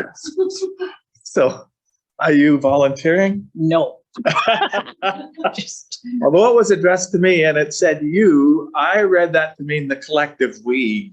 And I took it, I think that this is a great opportunity again for exposure of the NRM. So nice of them to ask. And we have wonderful writers on staff. Okay. Absolutely. Without a doubt, there are many, many, many great writers. The best. Would you like to make a motion? I would make that motion. That we respond to. That we positively respond to the request for an article and us have it assigned to staff to make us sound really. You're not writing that down. Okay, thank you. So it is moved that we respond in a positive, nature, and we assign staff to write the article. Yeah. Seconder, Councillor Dickey. Any further discussion? Seeing, go ahead. Okay, we a little bit. I don't know how long you're supposed to hold a grudge. I've heard that you're supposed to actually, forgive people after a while, and that it's probably healthier for you. Anyway, this organization, I just recall, this is just for the record. Take it tongue in cheek, take it however you want. But we had a visit from the chair of the Agriculture Land Commission in 2011, who came and got really interested in what we were doing, and I took him on a tour and spent a day with him, showing him the agriculture in this area. And he went home and wrote an article that ended up in the BC Agriculture magazine, and that's published down in the Lower Mainland and in the Fraser Valley. And this organization immediately rebutted that and said that, and it was the most critical article I've ever seen, because the agriculture, he had mentioned in his article that he saw a future for very strong agriculture in this area, and these guys went poo-poo to that idea. So anyway, that's a very long time ago. This is what I was just thinking. Now that we get a chance to write them a letter that they themselves will print, anyway, you see where I'm coming from? That's 2011, man. All right, let's move on to the letter from Nancy Stevens, President of the Northern Rockies Arts Council, asking. We didn't vote? Okay. All in favor? Yeah. Opposed? That carries. The next one is a letter from Nancy Stevens, President of the Northern Rockies Arts Council, with a motion that the Northern Rockies Regional Municipality supports the application of Northern Health Initiative Trust Fabulous Festivals and Events Program for $2,500 to the Northern Rockies Arts Council for the 2023 Street Festival. Moved by Councillor Gerwing, second by Councillor Roper. Is there any discussion on that? Seeing none, all in favor? Opposed? That carries. The next one is the Heritage Grant. A letter from Nancy Stevens, the request for a resolution for NRM. Is that right? No, they're looking for a letter of support, are they not, to the A resolution of support for funding that they're pursuing through the Canadian Heritage Grant. That's right, the Canadian Heritage. Another grant. Yeah, It's and that another grant. through that, they need a proof of the NRM's commitment through the grant and aid program, which is the $1,000 they refer to in their draft resolution there. Second that. Okay, moved and seconded that the Northern Rockies Regional Municipality supports the Northern Rockies Arts Council application to the Canadian Heritage Grant Building Committees through Arts and Heritage local festivals for up to $20,000 for the 2023 Street Festival, and resolves to commit $1,000 towards the street festival. Duly moved and seconded. The 1,000 has already been put into the budget, so we're covered there. Is there any discussion? Seeing none, all in favor? Opposed? That's carried.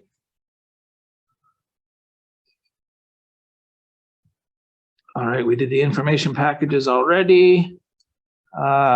New business. I don't think there was any additions. No. 10-2 NRM appointment to Northern Medical Program Trust. So we missed this at the inaugural meeting, apparently. Who sat on it before? Did you sit on it before? Oh. Do you want to sit on it again, or do you have time? Yeah, I'm very stretched for time right now, especially with a growing family.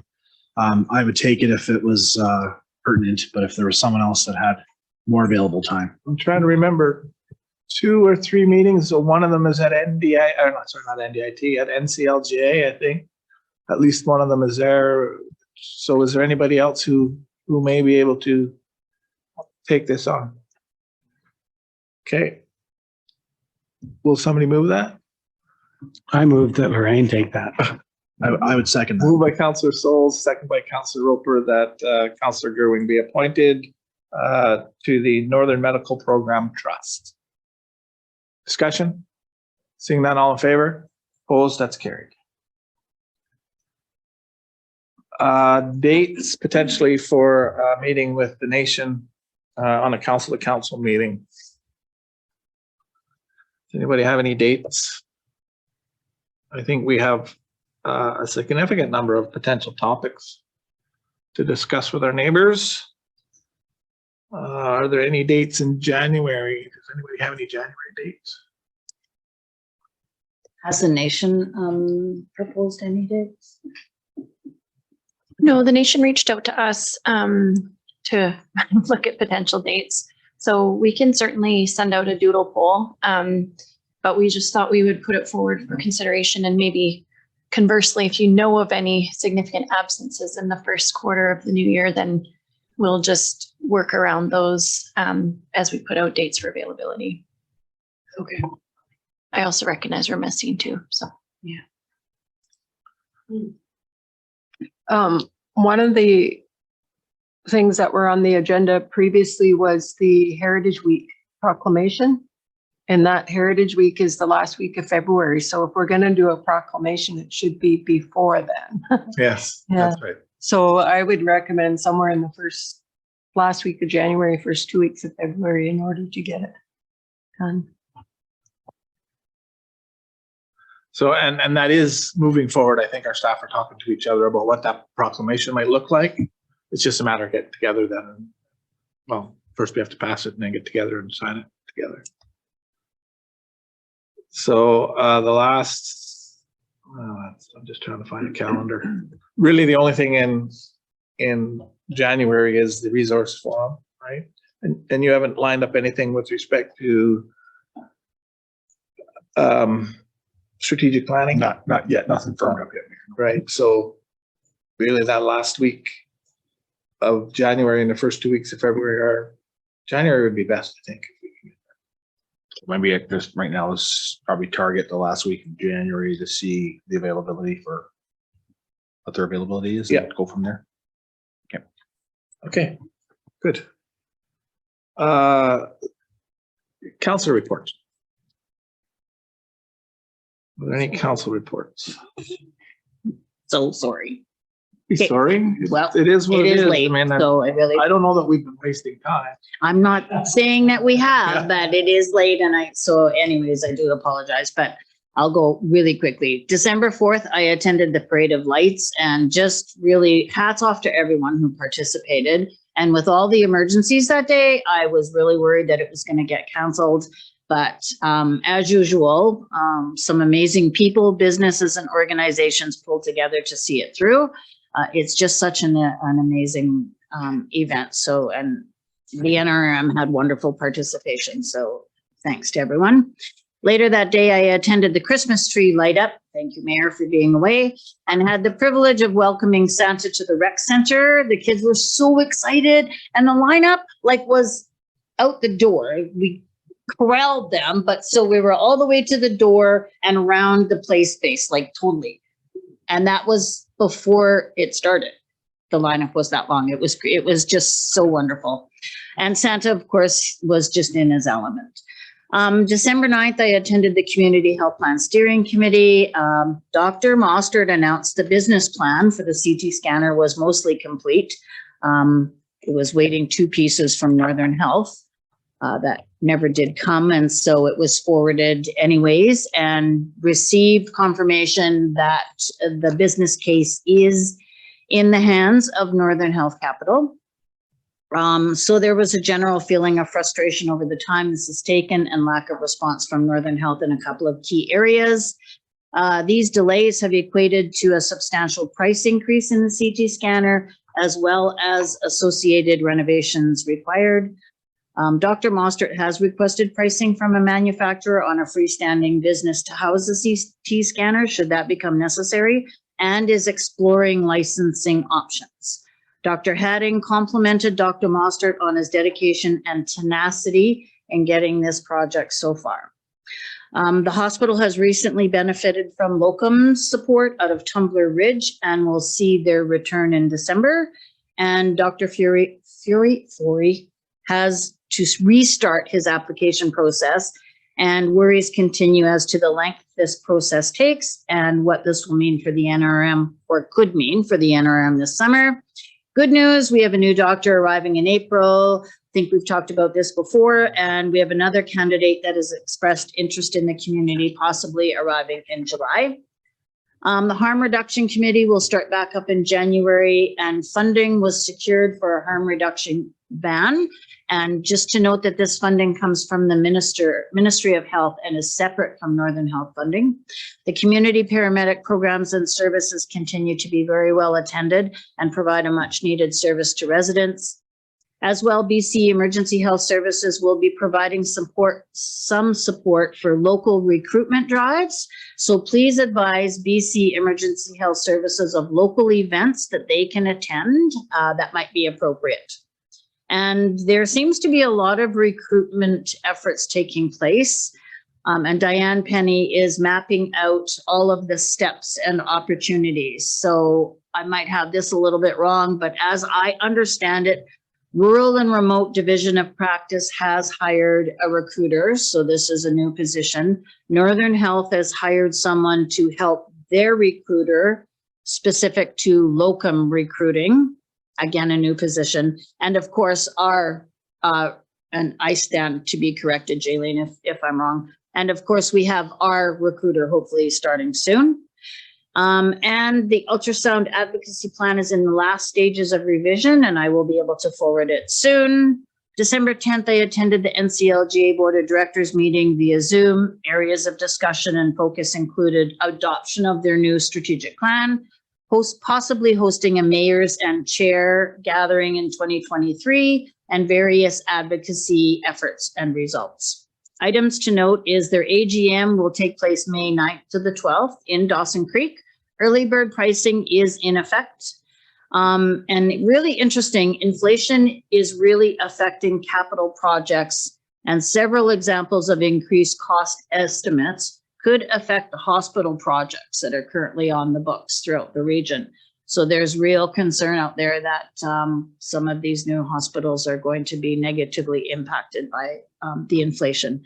And then lastly is with the recent election, the NCLGA Board of Directors is down 2 directors and have a call out for nominations.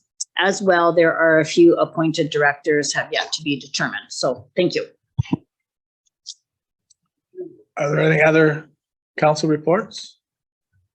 And I'll make a quick report. I met with the Northern Rockies Arts Council at their annual general meeting. They had some election of officers. They had some discussion with respect to the street festival that they're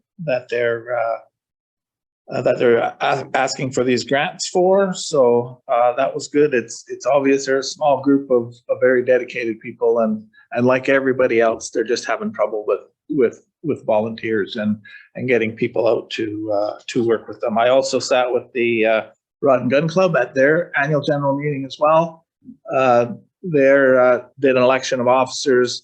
The main topic of discussion there for them was, of course, Bill C-21, which is, and its amendment that restricts an awful lot of hunting rifles that lots of people in the country use for sustenance hunting, and we may see some kind of a letter of support come from them to us. It's yet to be seen.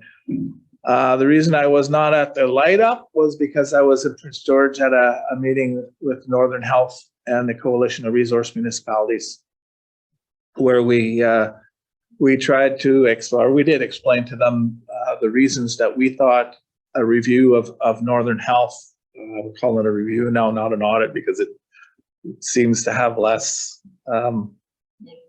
negative connotations, I suppose. We spent about almost an hour. They started the meeting a little. We had half an hour. They started the meeting a little early, and we got a little bit longer into the time.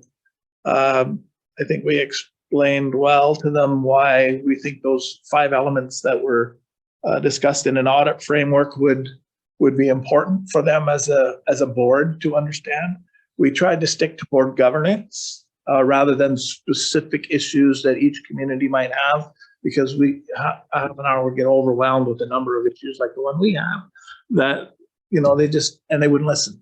So we kept it at a strategic board level, talking about mapping. The first element is mapping what the service levels look like across Northern Health to see where the differences are. The second was mapping the administrative services, because the nurses are telling us that, administration is significantly different than in the different regions, and so let's map that. Maybe the administration services are exactly what they need to be, but until we know what they are, how can we make a determination, and how can they explain to anybody if we don't know what they look like? We talked about recruitment and retention. We thought that it was important that their board and municipalities or communities understand what their policies are around recruitment and retention, and what that looks like, particularly when it starts coming to providing incentives and whether or not that, across the board generally is sustainable for communities. You offer 2,500, the community down the road offers 5, then it's 10, then it's 20, and where does it stop? And so understanding what the recruitment policies look like, they should understand that. The fourth element was understanding what supports are there for medical personnel across the breadth of the industry. So how are they being supported culturally in the facilities that they work in? How are they being supported in their careers? How are they being supported from a mental health perspective? Because that's what will help keep people if they like where they work.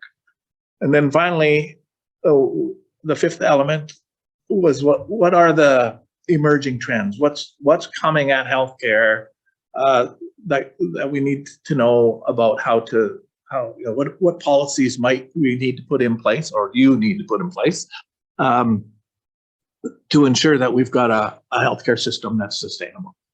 So we felt that as mayors who are on boards who do policy governance, that would be the best way to try to approach their board. They listened.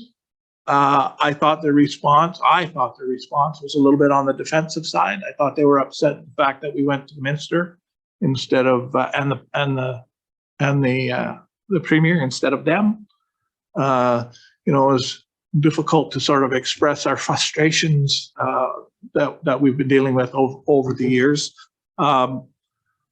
They said there was information there that they do have, and that they'll get it out to us. At least that's what I heard. And we've asked Mike, who's our executive director, to reach out to them and see if that's what they said, that they would respond to us with the information that they said that they have in writing, rather than just verbally telling us what they've been doing. They seem to equate certification of their facilities. I just lost the word for that. When they certify inside, sorry, accreditation, thank you. The accreditations that they do, they saw that as, well, we're auditing ourselves all the time. From an accreditation perspective, that's not what we're looking for. We're looking at an overall performance audit rather than the accreditation of each individual service or department that you've got in your facilities. They said that as part of that overall program, governance was one of those, and they thought that this year governance would be the topic. We asked, could we participate? And they said, well, they'd have to get back to us on that. So I think generally we've where the door was closed before, we might have opened it up a little bit to some communication. That was one last thing that I do want to say, because I thought it was important. They said that they have been interacting and getting feedback from local hospital boards around the region. So I had to ask for clarification, because local hospital boards are about capital, not about operations. Oh, well, we've asked about operations while we had these meetings, and many have participated in those discussions. But to me, that doesn't make any sense, because if you're going down there to talk to them about capital, you wouldn't be necessarily prepared to talk to them about operations. So, so I asked, so it's okay then if local health boards get involved and get feedback with respect to, well, that's not exactly what we meant. So there's a little bit of confusion. And as I looked around the room there, I talked to Councillor Gerwing before I went down, and there was no discussion about us being involved in operations at that level. I sat on the Peace River Regional District Health Board. No discussion with respect to feedback around operations at that board. The mayor from Mackenzie, Mayor Atkins, is the vice president of the Fraser Fort George local hospital district. She's never been involved. So that only leaves like Prince George and, actually no, Prince George is in Fraser Fort George. So it only it just left the one out in the west, you know, and so it was, I just, but we were building relationship, right? So it's just frustrating, I guess. And was it worth it? I think it was, because we built some relationship. The directors that were appointed from the Northeast, except the director from here, committed that they would do more outreach to the municipalities. So we'll see what happens over there. So that was an awful lot to say. I went to Prince George and talked to Northern Health, and really we got nowhere. But we tried, yeah. And that's everything I have. Public question period. Is there anybody still online that might have a question? Okay, so a resolution to go into closed meeting. That the meeting be closed pursuant to section 91A, I, and K of the Community Charter, moved by Councillor Gerwing, second by Councillor Roper. Discussion? Seeing none, all in favor? Opposed? That's carried.